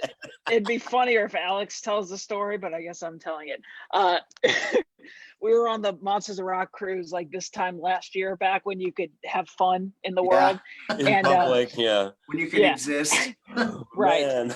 And me and Alex were hanging out a lot on that. There was just so many, it's just so many quotes. It just started this overheard on the ship. I specifically remember we were eating together, and just all this. We just posted a bunch of these overheard on the ship. And one of Alex's lines was, "What's life like above the 17th fret?" You know, Great. he doesn't really like this territory. Yeah. Oh, it's terrible. It's a shit territory. You gotta, it's kind of pointless. And except for Ace Frehley. Well, that's that's true. That's true. But yeah, there was plenty of things. That's where Wine and Science with Alex Kane came that's from. Where that started. Milking the almonds. But that was you, because like I'm vegan aside from the pig heart. I was saying, because I've seen a few posts like that, and I've also seen, I would guess it's in the same vein when you've been out on the road with Z'Nuff, and it's shit like overheard in the van. Well, that's where it came from. Okay, because I think changed that. I think like the very first one I ever saw was like, "I'm gonna take a shit so bad my dick's hard" or something like that. Well, and we were on a boat, so it just yeah. Of course your dick's hard on a boat when you have to shit. Give me a break. God, Brandon, come on. I know you're from the South, but really. So that solo in particular, though, the one from the Ghost of Sunset, I was like, I actually don't really play that much about. I mean, I'll get up to the 19th, you know what I mean? But like, I don't like go all the way up the neck just because it's like, I don't see Keith Richards working that hard. So, I'll do shit down here and whatever. But it was literally it was that entire conversation that I was like, well, what the fuck, Alex? You're supposed to be a professional guitar player. So let's not be afraid of the 19th fret. So when I was asked to play on that, it was all of those conversations. And Sam's such a great fucking player, and just, unique and fiery and just everything. So it was that conversation where I was like, well, why don't I actually challenge myself rather than staying in my safety zone, and just playing difficult to listen to notes, try to do something that's melodic above the 17th fret. So that whole thing was literally born out of me being like, I actually should do this thing. And Sam was the first guy that, like, you know, I always seek Sam's approval because I'm that way, I guess. And so I'll send him a solo. I'm like, is this legit? Can I put my name to this and send it back? And he'll be like, I would not do that ever under any circumstances. I'd recut it again for sure. Better yet, put your guitar down and send me the session. No way. Never. No, everything Alex Kane sends, I'm just like, this is so awesome. It's just all him. He's himself, and it's amazing, and it's awesome. Oh, that's the best part about Alex Kane is when you listen to it, there's no doubt about it that he's got his seed in whatever he's doing. 100% identifiable. I will say, but I mean, the truth though being that it was that conversation that sort of forced me, because that's the other thing. That's why it's so important. If you've been playing for a while, you have to start playing with young people that have a fresh perspective, that aren't just relying on what they know, but that have expressed, that have brought themselves into the way they make music. And you can learn, either like the Darbies, you know what I mean? I mean, yeah, they constantly get on my nerves, but I fucking love them, right? Because they bring that, like when I was much younger and first listening to Kiss, you know what I mean, in the late 70s, and Cheap Trick, and then Van Halen, and then the Sex Pistols and the Ramones and everything. When you would say, it wasn't this yet, you know what I mean? It wasn't any of that stuff. But you would say, you'd be like 12 years old and you would go, rock and roll. And you didn't know that it meant more than just the words. Absolutely. You know? It means I'm going to do the hardest, most challenging thing that you can possibly do with your life with the least amount of guaranteed rewards. If we did any fucking thing else, we would be so rich now. But instead of the amount of hard work it takes, I totally agree with that. You know, just the amount of effort that, you know, people like us put into, you know, a music career or something. If people would take that like energy and put it into, you know, going and anything else, you'd be the CEO of a fucking company by the time you're 30. but the thing is, I mean, I'm well past 30, but you guys are the CEOs of your own company. Well, I'll let Sam be the CEO. I'll just take a nice manager position where I can still take, you know, the low pressure, but I get all the benefits. But it's important for me to let you guys know, just personally as buddies, you're fucking great at what you do. And when I see players such as yourself and players like Danny, and then players like the Darbies coming up, and Gabe, and this new generation of rock and roll people, not fucking, and I love Weezer, don't get me wrong, I'm not shitting on Weezer, but am I going to go pay to see fucking Aerosmith, or am I going to go pay to see Weezer? I'm going to pay money for Aerosmith because I like shit blowing up with my rock and roll. You know what I mean? Like Led Zeppelin was a really good band, but they still had laser beams. Van Halen was a good band, but Alex Van Halen still set his gong on fire. It's not necessary, but I'll pay extra money to see that. You know what I mean? Show. Absolutely. The show, thank you. And your generation, not to sound like Yoda again, but the new generation of rock and roller that's coming up isn't afraid of accepting the responsibility for entertaining those rooms. You know what I mean? And I will say two other things that I firmly believe in, one of which, and this is a challenge to myself, you're not actually genuinely cool until you're cool and 70 years old. because everybody gets the first chance of young and beautiful for free. It's what happens after that. And that's what makes Iggy Pop and Mick Jagger and Steven Tyler and Robin Zander and Rick Nielsen and Pete Townsend and the guys that are still up there fucking when it is way inconvenient to get on stage and do a 2.5-hour set when you're Mick Jagger at 76 years old and you just fucking had open heart surgery. And then you go on stage in front of 65,000 people 2 months later, and you do a 2-hour set starting out in third gear for a 25-year-old. And then you end up in fifth gear for a 25-year-old, except you're 76 years old. Absolutely. Alice Cooper. These are the people that we should look to. These are the people that my generation needs to look to and be like, I got to keep fighting this fucking hard because the new cool is 70, because we all got that first round for free. You know, we all got that first round for free. When, you know what I mean? You guys, like, by the time you get in like your early 30s, you're going to be like, oh, fuck, I got to start not taking being awesome for granted. And you won't, because you're not that kind of people. You're not going to rest on your laurels. You're going to keep being greater and greater and greater. So when I see the new generation of musician coming up, I see a lot, you know, and people my age are, oh, kids rock and roll, but it's so much better when I was, well, when you were fucking spoon-fed Zeppelin and Queen by the record companies that paid for everything. But it's not like that anymore, motherfucker. So you actually have to go out and find bands.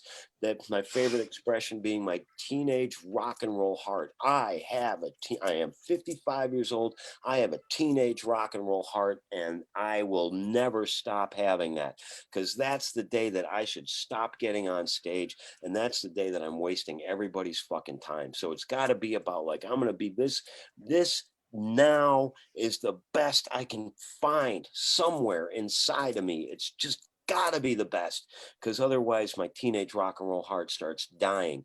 And it's at that point that you no longer get to be eventually like Alice Cooper, who's always had a teenage rock and roll heart, and fucking Steven Tyler.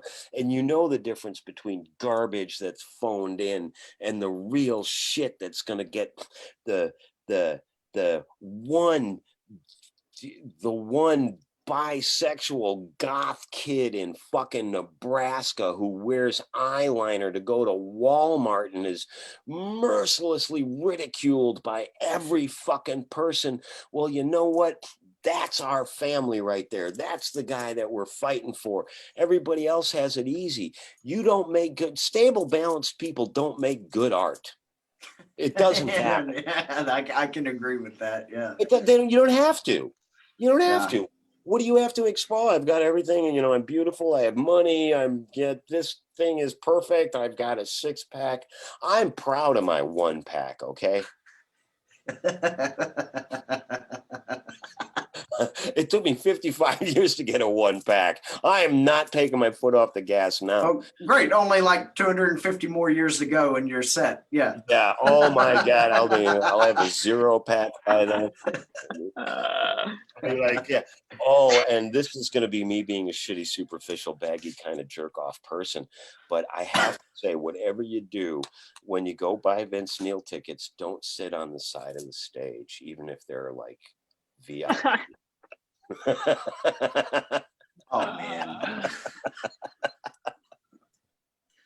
There you go. You heard it here first. It's you know, you have to reevaluate your whole life. You know, I had that experience. I will say this though, fucking Dana Strum, I was sitting on his side of the stage. And Dana Strum was unfucking believable, dude. What's the guitar player's name? The whole band is awesome, but it's well, and it was the Zoltan guy was playing drums. Yeah, Zoltan Chaney is just insane to watch playing drums. And you know what, guys? I had a notion validated that I'd been feeling for a while. I like setting my own shit up. I like it. I know it's gonna work. I know we talked about this, right? Me and you, right? Yeah. I like setting my shit up. I like setting my shit up in front of the fans, because you know, if they were coming over to my house to do whatever they do, as far as like, you know, if when we play shows, they employ us to entertain them and give them the power of rock and roll to get them through the next shitty phase of bullshit that society demands we go through. So our job is to minimize that downside, whether you're 15 or whether you're 75.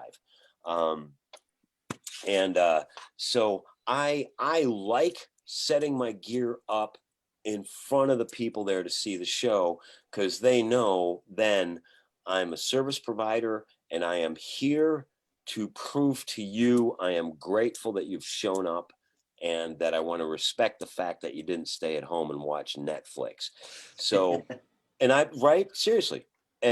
So I've been feeling that way for a long time. So I love, and plus we can't afford to get fucking text, frankly. So I would just as soon set my own shit up than give some clown $1,000 to do what I would prefer to do myself.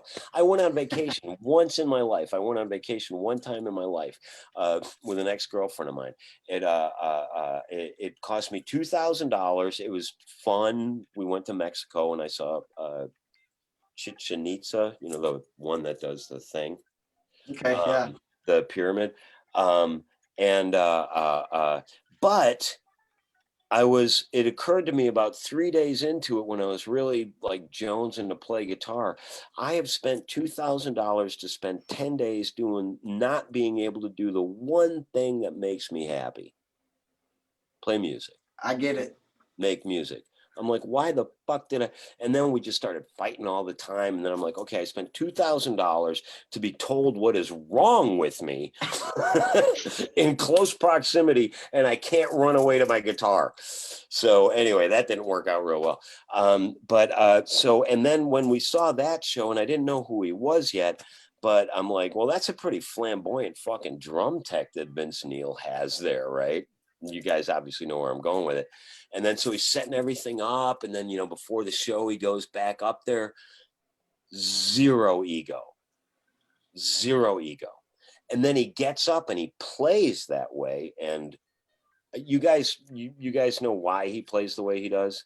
I do not. He's again, I am not religion guy in the least bit, but he's super God guy. Okay. So what he's doing, and it's not what I do. Okay. It's not what I do. I just don't call it the same thing he does. But he's manifesting his love for God and the talent that his God gave him by performing that way, to show everybody what he believes in as far as his relationship with God. If Alice Cooper walks it like he talks it, that dude is a fucking king. A king. Absolutely. Yeah. He walks it like he talks it. No hypocrisy. You're a role model, a survivor, and a hero, and we love you, Mr. Cooper. And Zoltan's the same way. Like, he's just trying to manifest his love for the most his spiritual necessity, right? And he set all his own fucking shit up, and sure as shit, at the end of the show, he broke all of it back down. And I thought his lack of ego was so punk rock that I was happy that I'd been doing that same thing myself. That's great. A drummer tearing down his own set after playing like he does for 2 hours. That's and that was my thing exactly, where I'm like, my God, this guy just threw down like a fucking crazy motherfucker. Dude, the bit where he takes his drum throne and he starts doing his cymbal roll rides with them. Like, yeah, I've never seen that before. That's the dude's an absolute lunatic behind the kit, man. Totally. It's insane to watch. Yeah. It was funny. Go on, sorry. No, go ahead. Please go ahead. I wanted to, once I saw him play, and I'm like, okay, well, this guy's obviously a kindred spirit, you know what I mean? So once I saw him play, and so I made my way across the stage, and I was about to say, oh my God, that was wonderful. And before I even had a chance to say that, and he goes, so when are me and you starting a band? I'm like, where's Chip? And I'll tell you. I'm kidding. That's hilarious. Well, very cool. So like I said, is there anything really kind of coming up in the foreseeable future you have planned with the have and the have nots? Any other holiday related songs you're going to be releasing? Well, Sam, what's can the I? next holiday? Well, it's Fuck, what is Yeah. it? Easter? No, there's one before that. I don't know. yeah. Well, that's kind of we're look. I think I can be honest because we are among friends and stuff.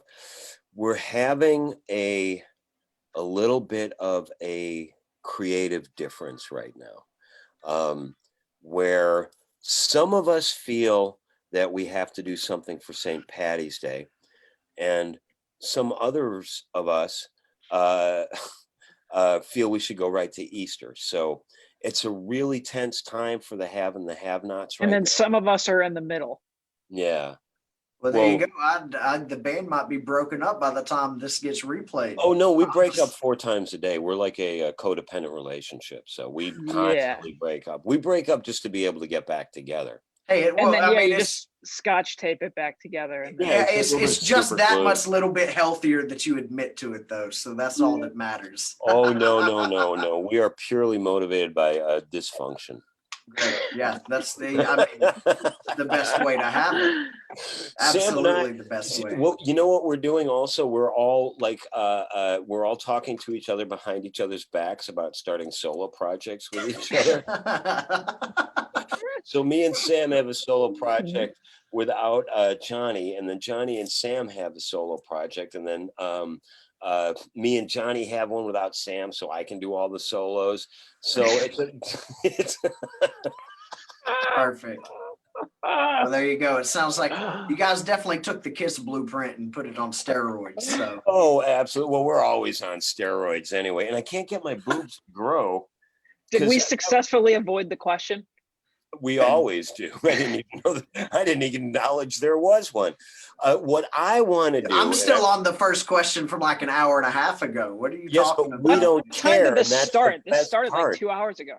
I would say it is actually, yeah, we're closing in on, it's about to say an hour 40 right now is what we're at. Well, this can be like the box set. You know what I mean? What Absolutely. we had guests, fucking the Sam Bam showed up, the Jeremy Ashbrook showed up. And let's see, and also I've been selectively ignoring people that were begging. No, not him. No, definitely not him. I sent the link to Johnny like that was like an hour ago now. So Should I get out of here so you can finish your interview with Alex? dude, no, this Oh, this is what do you Okay. mean? Yeah, This is blowing the us- interview. he's blowing us off now. He's like, God, fuck these guys. They're both a bunch of I'm gonna minimally let some of the cat out of the bag. One thing, so I mean, obviously, no one's touring. So what do musicians do? We have to record to express ourselves. Dude, I ran around the block the other day. I got to get my shit together before I go back on tour, man, because I'm not having Sam Bam fucking wipe the stage with me because he's a badass. So I got, you know what I mean? I got some shit to live up to. But so everybody's kind of, and we're getting these cool collaborations and people, looking for excuses to make music. And when we make music, we're not only making music for the listener, we are first and foremost making music for ourselves. We have to get this shit out of our heads and into the real world. And that way we know that we, in our goofy, nerdy, fucked up people that we are somehow ended up this way, that we are not alone because other people are resonating with our insanity and finding it to be entertaining, which is a little bit selfish if you ask me, but we still love you. So we're making music so we stay alive, so we feel validated, so we have a purpose, so we know we're hopefully leaving the place better than we found it, right? So having the and also it allows us to monetize things, because the unfortunate reality for existence is if you want to pay your bills and eat food, you got to have fucking money. And if you are not touring and you are a touring musician, it's hard to pay your bills and eat food without money. So part of the motivation is the artistic urge to fill vacuums with something interesting. And also, and this is my thank you to not only the people that may or may not be watching, or who may ever see this, or who's ever supported Sam or Johnny or myself or Jimmy Burkhart or Gabe or any of us that are like, how do we fucking live now? And so, you know, we start selling shirts and we start doing merch, and we're not t-shirt salesmen. We're rock and roll musicians, but we also know we have to survive if we're going to keep making music for people, if we're going to be service providers. So the other thing that the pandemic has allowed is these collaborations. I get to work with Sam Bam and Johnny, two of the great, I mean, they're good friends. They're wonderful friends, but they're unbelievable fucking musicians, inspiring and challenging, and shaking off the rust making. You know what I mean? Where you can't, dude, I'm fucking trading solos with the Sam Bam. I can't walk in there and take shit for granted. I gotta fucking throw down, or this little punk ass bitch is gonna he's gonna wipe the floor with me. So Alex, I love you. I got it. I wish I were kidding. I'm not even at all kidding. I'm not kidding.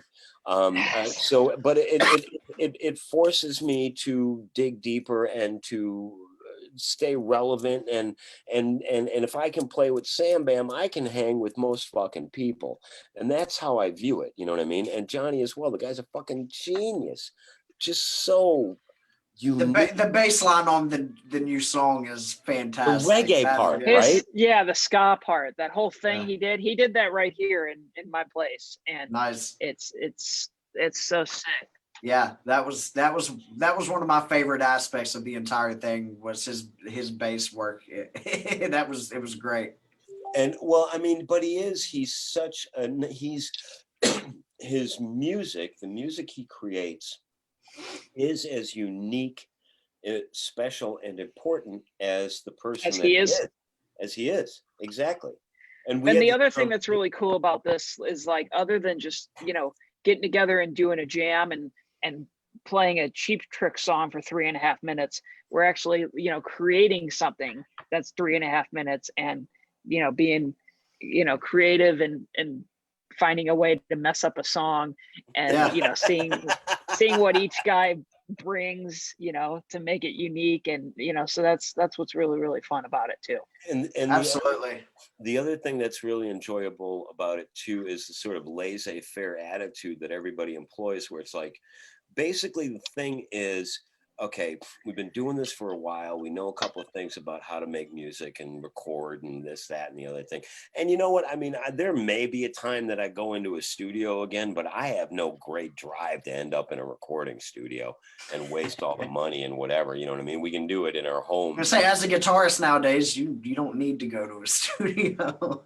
You know, I mean, it's fun and it brings a different energy to it and stuff.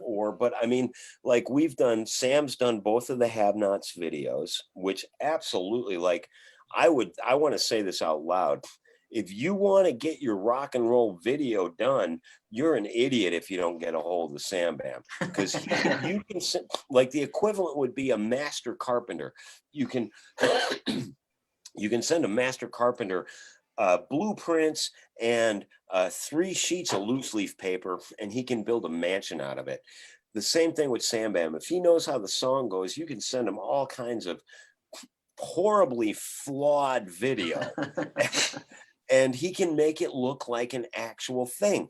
And so we're selling having the Have-Not stuff too. We're doing a very limited thing because most of us are really, really hoping we can stop being t-shirt salesmen and get back to being rock and roll touring musicians again.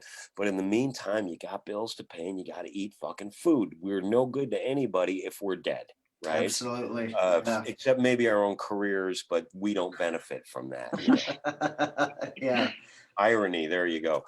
Yeah. The most famous any of us will ever be is the day we die. Oh my God, dude. When I said, you guys, when I fucking go, seriously, it's going to be like, it'll be like, oh man, that guy, everybody should have known who he was, but it's 40 people. That's his fan base. No way. But I mean, death does help the career, not for nothing, but it is a thing. That's when people appreciate it, but whatever. But so, yeah, so we get to, you know what I mean? And honestly, the stuff that, having, and so we have this little thing called having the have-nots, and people enjoy it. And we are allowing, first of all, we're saying, fuck you with your boring quarantine videos. You know what I mean? It's like, just because you're stuck at home doesn't mean you have to act like you lead a shitty life. It's serious, earnesty things. You know what I mean? No, it's not. I'm juggling it. I mean, I don't feel good about it in hindsight, but I'm carrying a real pig heart in the video. You know what I mean? I get what you're saying though, because there for the longest time, and it's still happening now. A lot of the bands that are putting out music videos right now are putting out the exact same music video. It's like basically a Zoom call like this, where it's all just kind of put onto the same screen. Well, you know what? That's great. Fucking go be sheep and go imitate each other and think there's only one way to get to the fucking destination, or think outside of the box because you're a creative individual trying to make artistic shit that's entertaining regardless of, I mean, there's an art to being stupid. The Ramones were not dumb people. They were the Hemingway of stupidity, David Lee Roth, another one. He's the Michelangelo of being an idiot. You know what I mean? But there's you know what I mean? AC/DC.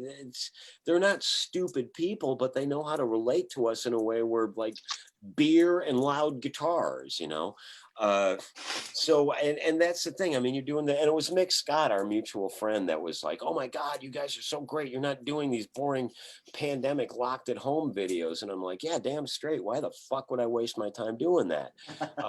So we've made it a little more of something else. And here's the thing: like the last one, I went to a friend's house, and we did like a little bit of a murder mystery, whatever the fuck that was. Getting a text from Sam Bam at like 3:30 in the morning. I'm almost done with the video. Now remind me of what the plot is. I'm like, I don't know. I think he's hanging himself, and I think he killed the dummy up in the bed, I guess. I don't. And then maybe he cut her heart and out. so me asking that is getting the videos from Alex. It's just like the whole video. I almost want to do a whole video version, one of only Alex and then one of only Johnny, because there's enough Johnny stuff also that it's like he sends so much stuff. The dancing thing. Oh my God, that is so cool. Johnny dancing in that. Oh my God. And it's like, yeah, so there could be a whole, that's why, I can tell with Alex, there's a plot, there's a whole thing, there's a thing that's happening. So I want to make sure that that's, represented throughout the whole video. But then like at the end, I'm, like, okay, does the pig's heart need to come after she died? The heart has to come after she died, right? Or like you kill her and then like he had a better murder scene shot than the other one. So then that's great. It's totally true. So when do we see the pig's heart? Perfect. But the thing is that Really? we're obviously enjoying it. And I am a strong believer in the energy of creativity is as important as the perfection of the execution of the energy, right? So I love the New York Dolls, and I love the first Cheap Trick album, and blah, blah, blah, blah, because the energy was there. So did they make more perfectly produced albums later? Yes, they did. But that doesn't mean that the energy was the same. So when we're doing these songs, we're laughing our asses off and we're going, what is the most ridiculous, literally we're saying, what is the most ridiculous thing we could do? And that is always the path that we take. And as a result, 100%. and that's just rock and roll. That's what you do, right? But then as a result now, and we had Adam and Stuart, who's just like the mixer of all time, Stuart Carreras, great producer, great musician, great person, great friend. To have people of this caliber working with us on these crazy ideas while we're all locked into systems of behavior that we're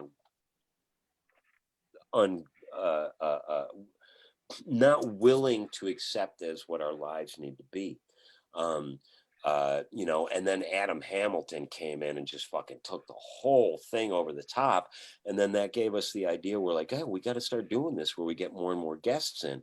So the next one and I'll do whatever the guys want to do. Whatever the guys want to do, that's what we're going to do. You know what I mean? It's that kind of a thing. But the next thing that we'll do whatever Johnny wants to do, correct? Because otherwise you don't win if you don't. But the next thing that I see on the horizon, if everybody agrees and approves and wants to go in that direction, because it is that kind of a thing too. I want to do, that song Exciter by Priest? Yeah. You know that one, right? Brandon? I'm pointing. Yeah. Okay. Yeah. Because you weren't born when it came out is why I asked. And I know they teach a course at that. I've only been alive for like 3 Priest records now, I think. So really? Oh, you see, I've been alive for about like 17, so that makes me a little bit better than you.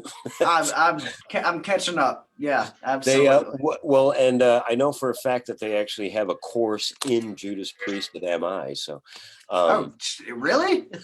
Is that an actual thing? Sure, they got a course in Van Halen. Why not Priest? So the next thing that I'm super stoked about is the idea of taking and Sam, can I say this or am I like fucking up? Can you hear me? Emoji? Yeah, I can. Okay. The next thing that I would like to see happen, regardless of anything that the guys would like to see happen before that, I definitely want to see a Here Comes Peter Cottontail sort of grafted onto the chassis of an Exciter style tune. Okay. If I told you we were going to do a punk rock 70s solo ska version of Cupid, you would have the same reaction. Correct. So I came out loving it. So, I trust your artistical judgment. Alex Kane knows where to take it. Yeah. Just trust. When we're playing, we're not telling jokes. We're playing real rock and roll. We're serious about the rock and roll, regardless of how funny we know Johnny's going to be in the video. You know what I mean? Absolutely. We're approaching it. That's the whole thing, is approaching the songs that we do for people that aren't experiencing the social lives that they're used to, where everything is too much, more is more. So as a result, I absolutely think that, because we're already starting to talk to some pretty cool guests that we hope to get.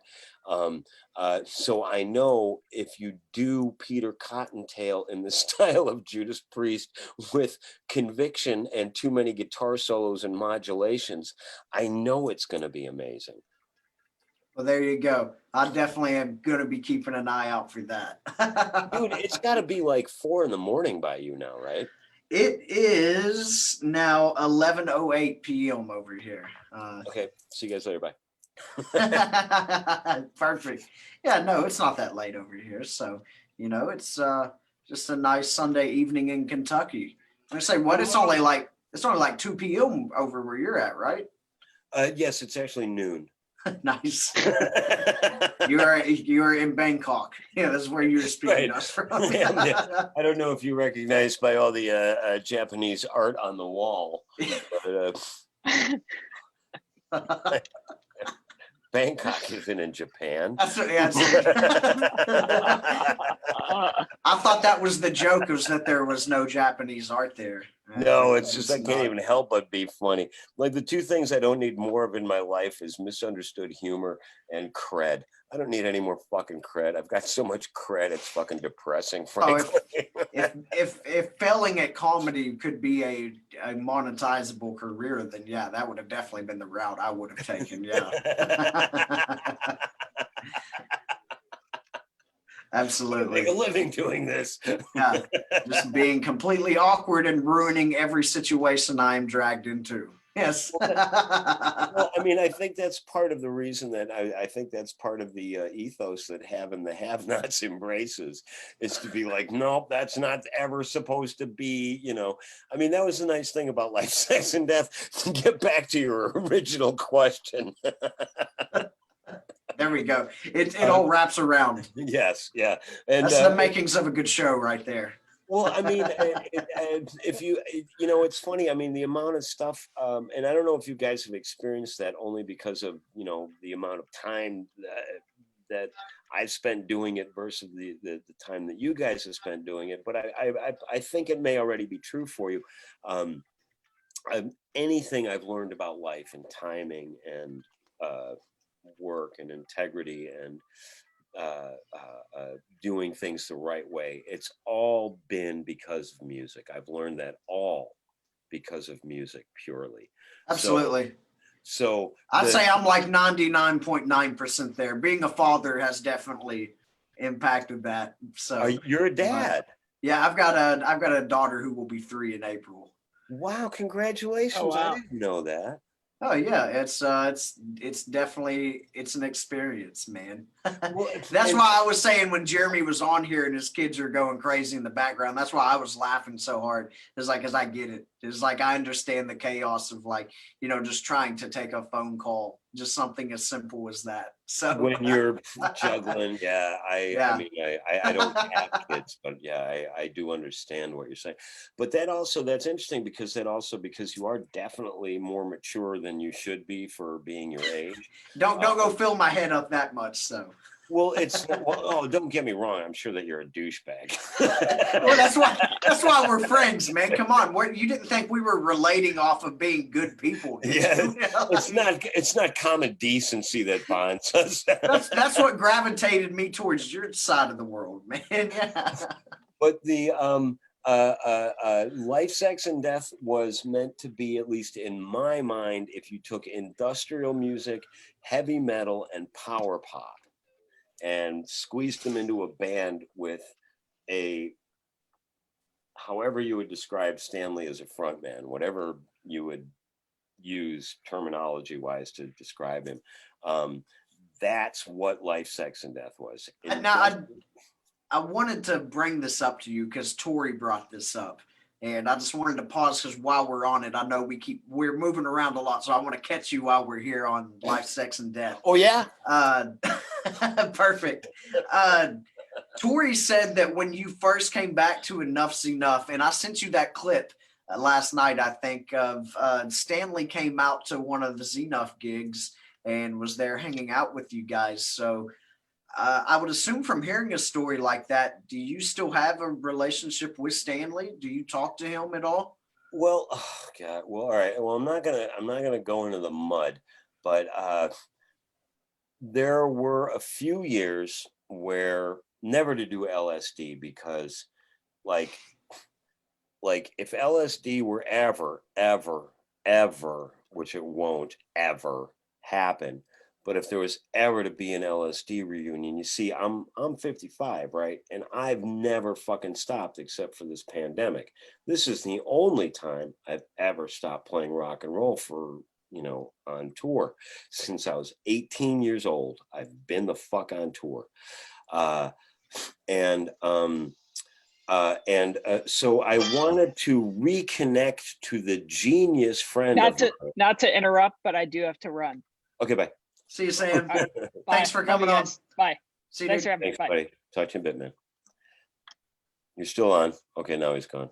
Thank God. Just sucks all the air out of the room, right? I got so much more room now. Look at all this extra room I got on the screen. Yeah, I can take my bra off and let my hair down. Yeah. And I don't know if you can tell, but I don't know if anybody who's watching this can tell, but that I love that fucking guy. He's such a great. He's as great a person as he is a musician, and Yeah, I've thoroughly enjoyed becoming acquainted with him over the last week or so. dude. Sam Bam's the real deal, and I'm convinced that no matter who you know as a player, that Sam Bam will be the most famous guy you know. Okay. Yeah, I'm thoroughly convinced. You're That's how not, good well, he is. I get it because you're not the only person that says that. You know, I talked to Ace Von Johnson the other night and he kind of said the same thing. He's like, he's going to be the next Jerry Cantrell. So Yeah. Oh, absolutely. And he's only, now that we got rid of him, we're talking about him. I would never say nice things about him to his face. What are you fucking crazy? Yeah, thank God he'll never be able to hear this. Let's say a bunch of nice shit about people. But he really is. He's a remarkable person, a remarkable talent, and so naturally professional and gifted that there's no question that dude is going to be a lifer. You know what I mean? Absolutely. And part of, and I'm not saying this in any way from a position of ego, but part of and Jeremy, too, fucking Tori, all these dudes, Todd, Matt, you know what I mean? They're just Ace, Tony Higbee, you know, they're just. Tori's still in the chat, by the way. Oh, is he? Tori's just said he has watched 4 tennis matches since this started. That's and tennis is one of the most important things to him. So that means we must be fucking riveting. Yeah, that is. And Tori actually told me, and I mean, I could sing Tori's praises as much as anybody's. Absolutely. And I hope he's watching because I'm going to embarrass the living shit out of you right now. I have never experienced a more soulful shredder ever. Right? Because he can shred fucking Eric Johnson, he can shred the fucking Paul Gilbert, he can shred all that stuff, but it never sounds like watching a dude lift weights. Yeah, I totally get what you mean behind that 100%. And his note selection, and then he brings that country stuff in, and here's the other thing that just embarrasses me to be me on stage with Tori, and I'm not kidding. I know what I bring to the table. You know what I mean? It's not ego. It's like you do it since fucking, you know, how many years have I been pro? 90 or whatever it is. It's like you have to go. Like I bring something to the table. I don't totally suck because they're still paying me money to do it. You know, they don't just need a body here that bad. Yeah, right. Exactly. You know, because I mean, you could find much less cantankerous bodies to have. But Tori, I love you so much. God, I fucking love Tori so much. He's one of the greatest guitar players any of you will ever get to see. He's one of the kindest, most generous. Oh wait, is this him telling me to shut the fuck up? He is still in there. As soon as you said that, he said gotta go. As soon as you started talking about it. But he is so kind and so decent, and he sees things from other people's perspectives. So he doesn't just, oh, what's in it for me? This is my blah blah blah. He sees the whole picture. He plays the way he does. He can write brilliant songs in numerous genres. Have you heard his country stuff? Yeah, the new Black 7 stuff. Yeah, it's great. And just, you know what I mean? He's like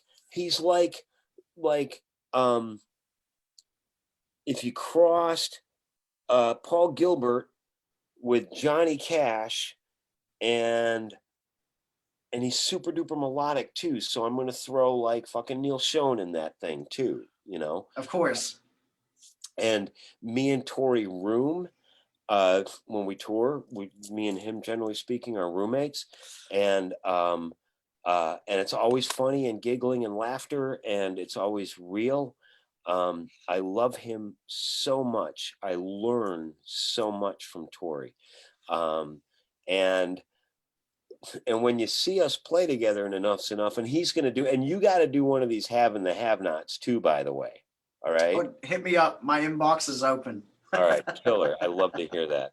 And part of the thing is, like, we want to get all of our friends, everybody, just because the whole thing is we know what we know now at this point in our lives. So now act like you were when you were 17 or 16, knowing what you know. Of course. Right. No, I get it. So I can't wait. And I'm already sort of thinking about what the song is going to be. I'll stop on that topic, but if you have a chance to see fucking Tori play, either as a lead guitar player or a singer songwriter, or any kind of writer or any kind of guitar player in every genre, you would be an absolute asshole to yourself not to do it. I learned from him, and we spend when we're on tour, you know, okay, so you're locked in a fucking band with these 8 people, and it is what it is, and whatever.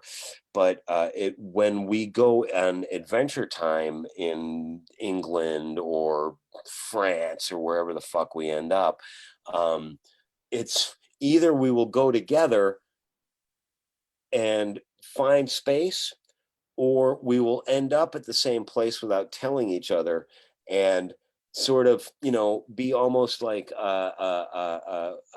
playing pool, where we bounce and then like we'll go through the museum and then we'll come back together, and you know what I mean.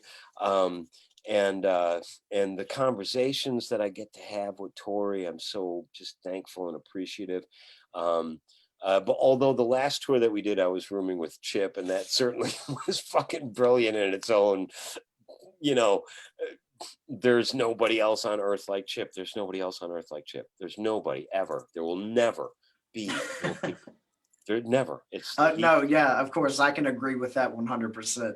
You know, and it's sort of interesting, and I'm, you see, because like I was in Z'Nuff in the beginning stages, so it was sort of a different interpersonal dynamic. You know what I mean? Where like the time and the resentment and the things that didn't go as planned, right, didn't yet add up, because we were just, you know, oh my God, we might actually get a deal, you know what I mean? So I love Donnie as much as I hate him, right? But I love him more because I know he is one of the greatest songwriters of my generation. Absolutely. And stable, balanced people don't make good art. Well, there you go. So, well, I mean, Brian Wilson, right? So I would say Brian Wilson is probably most analogous to Donnie's talent. You know what I mean? And Brian Wilson's a fucking basket case. So John Lennon was a nut job. He was fucking insane, right? But we need those people out there foraging into the great unknown to bring the information back for the rest of us mortals, so we can get through another week. You know what I mean? Now, the reason I mention that, though, is, you know, and I love them both. So if there's any blowback, 1, I don't give a shit. I'm being honest. And 2, it's how I see it. So what the fuck ever. But they need each other to fully maximize what they're capable of. But I think Donnie needs Chip's ability to function in society right? Because Chip's very personable and very likable and knows the right thing to say and the right way to You behave. can put Chip anywhere and he's going to be friends with almost everybody in that room by the time he walks out. That's Chip. Yeah. Exactly. Perfectly put. Yeah. Whereas Donnie's going to say the wrong thing to like the dude's wife. Right. And I only say that because I've seen it. Now, and this is, I personally, from a visual performance standpoint, I've heard that this version of Enuff Z'Nuff is the best version of Enuff Z'Nuff. And I do agree with that because, you know, what I bring to the table brings out something in the other guys. What Tori brings to the table brings out something in us.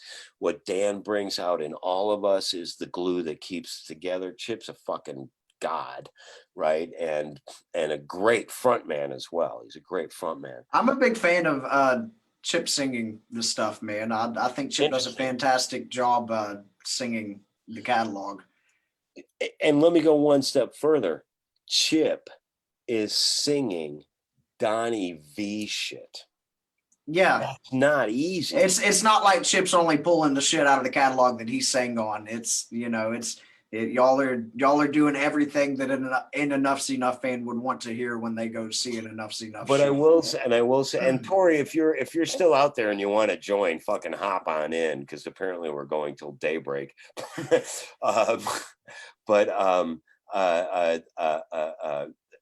So a lot of the tunes are from my era in the band initially, right? Meaning that, I remember, yeah, I definitely remember how this one went. Yeah, I remember how In the Groove went. I remember how Baby Loves You, you know what I mean? I remember for sure. So it wasn't, you know, obviously there was a bunch of stuff that I had to catch up on as well that happened after I was in the band, but a lot of it is from the first two records. And those first two records sort of represent the majority of my contributions to the band as far as whatever the fuck. But so there was this thing where, and if he wants to hop on, the invitation is there as long as it's okay with you. But so we were doing Baby Loves You at Soundcheck, right? Now that riff, I will fucking say this, and anybody who disagrees can go fucking suck my dick because you're a fucking liar. So don't even try it because you know what a douchebag I can be. But Oh, that man. the riff, I wrote that, period. That's me. I wrote it. It wasn't Donnie. It wasn't Chip. I wrote that. Okay. It's not words and melody, so I get it. It doesn't count, but I know I wrote it. So anyway, so and if you listen to the original demo, I do think the placement of that riff is actually certainly more so where I would put it had I been some of the other players that came after me. But it wasn't the way I played it. Wasn't the way anybody did it after me. So we were doing Baby Loves You, and I knew that was my riff, and that, you know, it was like me and Donnie wrote it and then brought it to Chip, and he turned it into like a full-fledged Z'Nuff tune. So anyway, so we're doing the sound check, and I've got this relationship with Tori, and I would die for that man, and I love him so much, as I do everybody in that band. And most of the band, I'm really lucky. Most of the people I play with are spectacularly awesome people. You know what I mean? I can't think off the top of my head anybody that I'm like, oh God, you know what I mean? I just can't think of it. I'm sure if I spent time I would, but I am really, really fortunate that I get to play with awesome human beings that make me better at what I do and force me to do the best I can. So anyway, so it's the sound check, blah, blah, blah, blah. And then, you know, Tori's playing the riff from Baby Loves You. And, you know, afterwards, you know, I go over there and I'm like, hey, look, you know, I get it if you don't want to give it up and whatever. And I'm, you know, the new guy trying to, you know, be heard and whatever. Yeah, nobody that we've bagged on yet has gotten a hold of me to say you're a dead man. Perfect. Yeah, so we're on the right track then. There's always the repeats though. So anyway, so and he'll back me up if he does want to jump on. But so I go over to him. I'm like, hey Tori, I don't want to be this guy, but I was wondering, I wrote that riff, and can I take it back? Can I start playing it? You know Yeah, what I'm talking about? absolutely. Yeah. Okay. All right. Yeah, I wrote that, by the way. And do you mind if I take that back, just because that was one of my contributions and blah blah blah blah. And so Tori, and I remember this just because this was like one of the things where it's like, oh God, you are a douchebag, Alex. Um, and he goes, yeah, please. I've never heard anybody play it right. And it was one of those instances where my inner douchebag and like saying the one thing that you should have said actually coincided perfectly. And I go, well, that's because none of you, and he was going, Derek never, it always sounds out of tune whenever Monaco, it sounded out of tune. That was literally what he said. It always sounds out of tune when you play it. So that like opened up the pod bay doors as wide as you possibly could. And I was able to go, well, that's because none of you guys played it how I wrote it. Perfect. And and Tori was like, I got no comeback, touche. Okay. And then so I started playing it, and now it's like it sort of alternates between an E and a B, but it's kind of nebulous as to which it is, because there's a whole bunch of shit ringing. And because there are so many like frequencies that are not clashing, but are sort of suspending each other, right? Like if you play an E over a B and you're in B, you're suspending the B. You know what I mean? Yeah. Like the Stones chord, right? Yeah. Right. So, and you need all of that stuff ringing for it to sort of sound the way it had been written. And Tori, being Tori, he was completely gracious and generous, and he was like, no, please go ahead, blah blah blah blah. So I get to do that now, and that's only because Tori's such an awesome dude. I fucking love you. Perfect. Well, there you go. Nice. Well, dude, I appreciate you coming on here so much, and spreading some of your Alex Kane knowledge with the world. Now, before we get out of here, let everybody know. Yes, the midsection is back. Let everybody know where they can go to find all the have and have not stuff, and the Alex Kane merch, and anything that you want people to well, get a hold of. if you hear this, if you see this, if you haven't heard of the band that I had in England called Anti-Product, I would love for you to discover that, because it's sort of like the next evolution of what Life, Sex, and Death would have been, but not identical. But I sort of view it as the next step in that evolution, and I'm extremely proud of it. So I would ask, if you have time and inclination and want to find some new music that you may have not discovered before, please check out Anti-Product, because that's the thing I'm proud of more than anything I've done. And in my life, I've been able to play with all of the living Ramones. John 5 was the guitar player who replaced me in Life, Sex, and Death. I started Life, Sex, and Death. I was a founder member of Enuff Z'Nuff. Did you say John 5 replaced you in Life, Sex, and Death? Yeah. What? Yeah, yeah, that was that's a real thing that happened. Holy shit. Yeah. Is that Dude, it was, at first it was Warren DeMartini, but either I wasn't there, obviously. What? Yeah, it was Warren DeMartini, and everybody was a little bit like, well, you guys are not supposed to be Rat. You're supposed to be the anti-Rat. I think that lasted for a few months, and I wasn't there, so I don't know why it went tits up, but that was that. And then they got John 5 in, and so he was going to be the guy, but it didn't materialize. I wasn't. Holy shit. Yeah. That's crazy. Wow.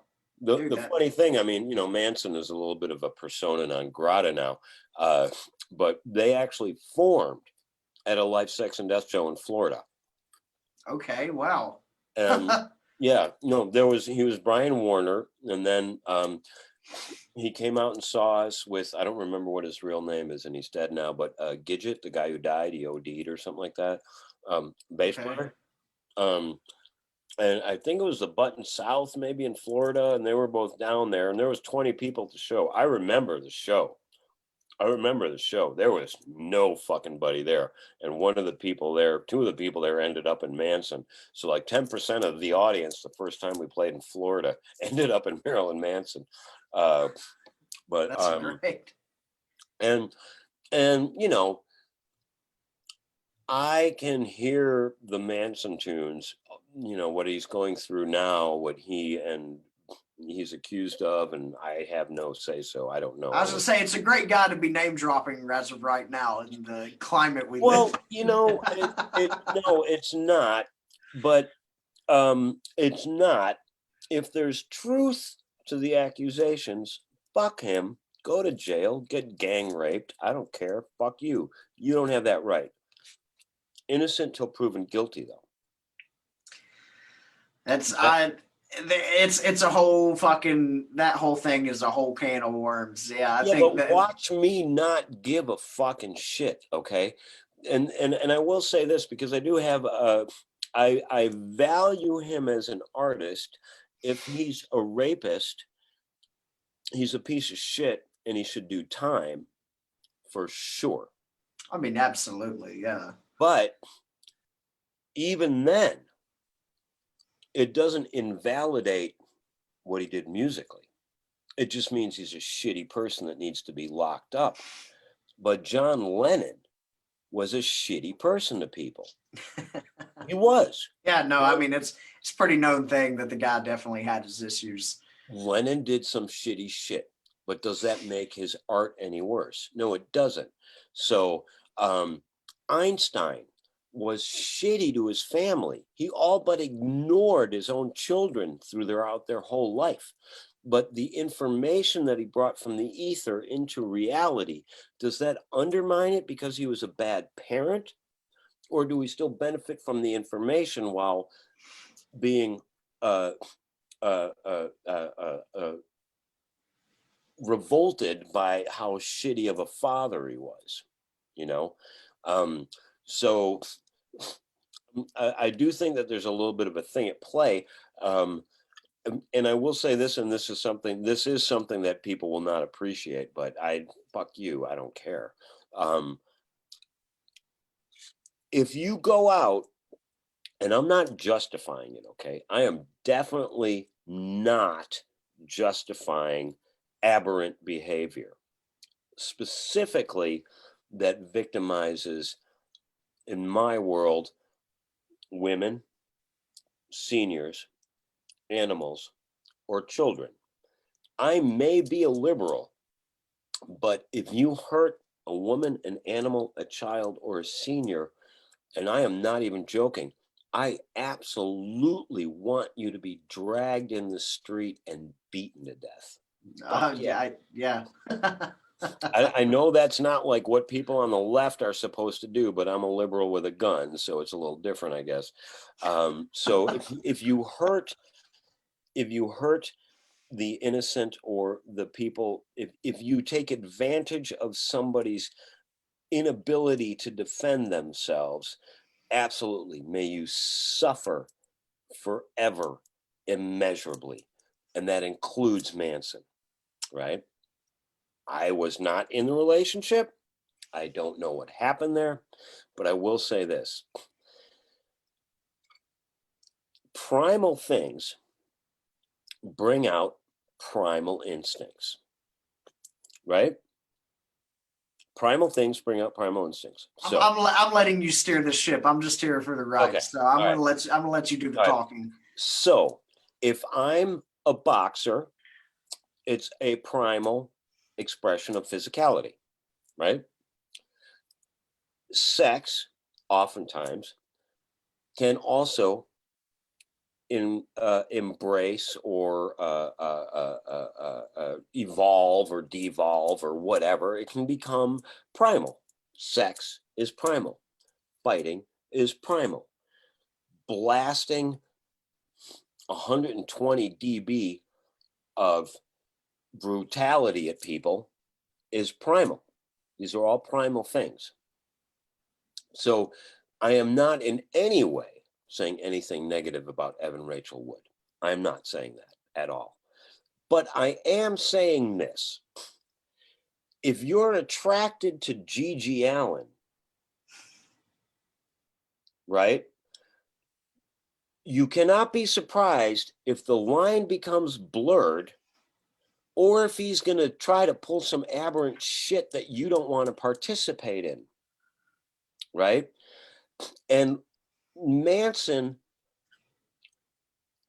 there's never been, well, except for Gigi Allen, there's never been a performer that went further than what Marilyn Manson did. So where were this girl's parents when she said, I'm 18, I'm going to date the god of fuck? Right? Somebody needed to fucking step in and go, hey, you're going out with Manson. That dude's got issues. If you date Charles Manson, weird shit's going to happen. If you date Mike Tyson, it doesn't excuse the behavior, but what the fuck were you thinking? I mean, sure, he can be charming. He's really smart, this, that, and the other thing, but you have to have your spidey senses at play. You know what I mean? I've gone out with girls that were abusive. I've gone out with girls that spent, half the relationship trying to knock me out. And what the fuck was I doing there? And I definitely put paid to it, and I call it quits after a while, and I'm like, this is not my jam, and you got to get some fucking help. And I'm in no way excusing his behavior. It is not because I don't know, right? I'm a dude, right? So of course I'm going to be like, well, I don't know. Johnny Depp seems like a nice guy. He doesn't seem like he did all that shit. And, if you just lost $100 million, you'd be pissed off too, So I mean, I will naturally see the guy's side only because I'm a dude, in the same way that women will sort of have a tendency to side with the woman's point of view because they've been through that experience, whereas the man hasn't. So I'm not saying I am under no conditions, for personal reasons that I'm not going to share with anybody, I am under no conditions saying that that is acceptable behavior. It needs to be punished to the complete full extent of the law, for sure. But on the other hand, if you order a spicy margarita, you can't be surprised when it ends up being spicy. Well, there you go. You heard it from Alex Kane first, folks. And I'm not forgiving anybody shit. I'm just saying, like, if you go with Adolf Hitler, don't be surprised. And what the fuck are you doing attracted to Adolf Hitler? That's a whole other conversation. It really is. Well, I'm just out here to try to lose friends and alienate people. So. And I don't, dude, and just so before anybody gets like, oh, I can't believe you said that. First of all, I don't fucking give a shit. I say what I want to. It's fucking America. I can say that. I can do it. I'm not causing anybody to go storm anywhere. So, and not even just America. This is the internet. You can say whatever you want. Whatever the fuck you want. And I'm totally prepared to deal with whatever repercussions. But I'm yoga. I'm vegan. I'm ashamed of myself for the fixed heart thing. I did it and I'm aware of it, but in hindsight, I don't know that I should have, but I did it and it's in the video, so it fucking is, whatever. So there's no one who wants more to find love now that it's Valentine's Day. There's no one who wants to manifest love perhaps more so than what I would like to see us doing to anybody that doesn't vote for the same people that I vote for. I promise you, we have been in a room together at some point, and Back in Black came on the fucking PA right when we were about to see fucking AC/DC or Judas Priest or whoever we were there to see, or Motley Crue or whatever. And you got that same fucking rush that I feel every time I hear that tune. That's what makes us brothers. The things and sisters and family, the things that separate us, those are created by man. And that's not the natural state of being. Those are created to separate us. So I don't agree with violence on anyone I mean, I do agree on violence for people that hurt women, seniors, animals, and children. Absolutely. I'd be the first in line going, I would do pay-per-view executions. I would. I would. You want to subsidize the deficit? Pay-per-view executions. That guy needs to fucking suffer in public. You know, oh, there's a bunch of people I'd love to see dead, you know, murdered on this. You know, $100, you know, me, Sam Bam kicks in 10, I kick in 10, you kick in 10, we get Tory, you know, everybody. Then that guy who we don't want to see anymore, fine, fair enough. He'll learn his lesson. So I do believe in peace and love. And I'm not making excuses for anybody. And I'm saying that behavior is not acceptable and needs to be sternly dealt with. Vince Neil shouldn't have been able to pay $2 million to the family of the people he killed and get a pass. But we're busy saying shit about Manson. Why don't we, you know what I mean? But we're still, because nobody's talked about Vince yet, we're not hearing those stories. And I don't know that there are or that there aren't. I'm just using that as an example where, like, oh, I love him, I love him, I love him. Oh, well, now the guy who said he was the Antichrist superstar did something that I don't agree with. Well, yeah, don't buy his records anymore. And if he broke the law, he needs to pay the price for that. But it's like, don't act like you didn't fucking wear his shirt.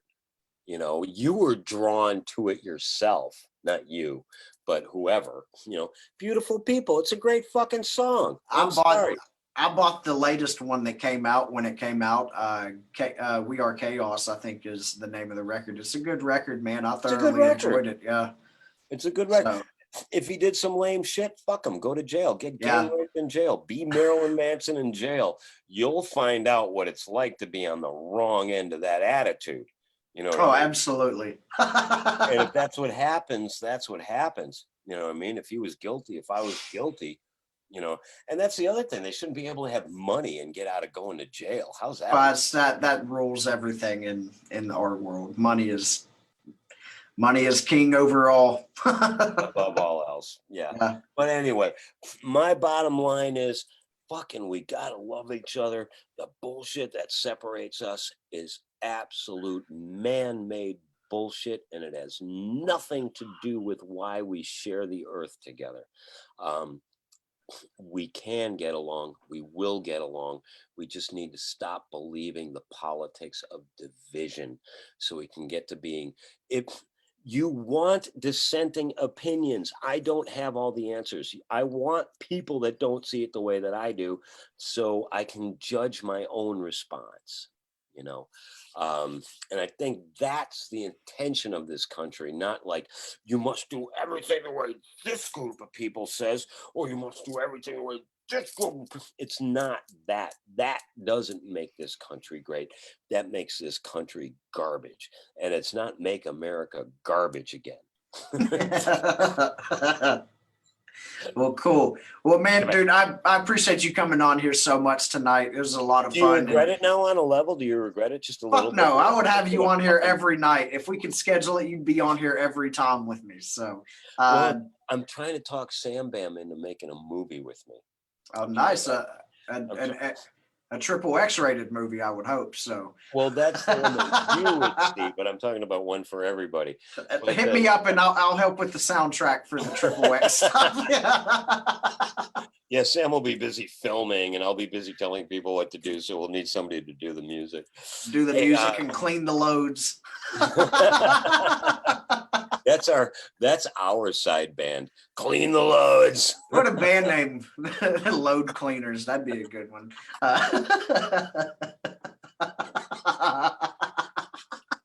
The Load Cleaners. But there you go. Everybody knows what my next band is going to be right there. So I know where we can get the shirts. An old laundromat. Yes, exactly. Yes, they steal them from people less fortunate than himself. Brandon, well, perfect, brother. There's some nothing for you. Yeah, very good getting to hang with you, man. And we'll get to say goodbye off air here in a second. So, but everybody, thank you all for tuning in tonight. It was a long one, but it was a good one. So take care of yourselves. We're gonna get through this. Maybe. No, I'm Me just and kidding. mom, You me and mom both got the vax. I got it 2 weeks ago. I mean, I've always been crazy, so I didn't end up that way because of the vax. So, maybe If I want anything, it might have knocked you down a peg or two back to realities. what the getting the thing. Yeah, the vax is normalizing Alex Kane. That's the downside. No, not at all. Not at all. Because like in my age group, it was only because I took mom there. They were like, "Well, do you want one too?" And I was like, "Fuck, I didn't realize that would be an option." But yeah, I want to be able to do my life again. And no, absolutely. As soon as I have the option to, I'll definitely get it. I don't care to. It's I got the and five. people like us, playing music. You're not going to be able to travel around without it. It's just No, unfortunately, whether you agree with it or not, that's what you, as a musician, you're going to have to accept that fact that you're probably going to have to get a COVID vaccine. you're not going to be able to get into another country without one. Oh, absolutely. Yeah, no, without a doubt, other countries, but I'm saying even I would say at certain points here in the States, there's going to be requirements for you to have that to, get into a show or just fucking congregate in general. And you know what? Well, just super briefly, I mean, I went out for the first time this weekend since I've been out here taking care of Ma.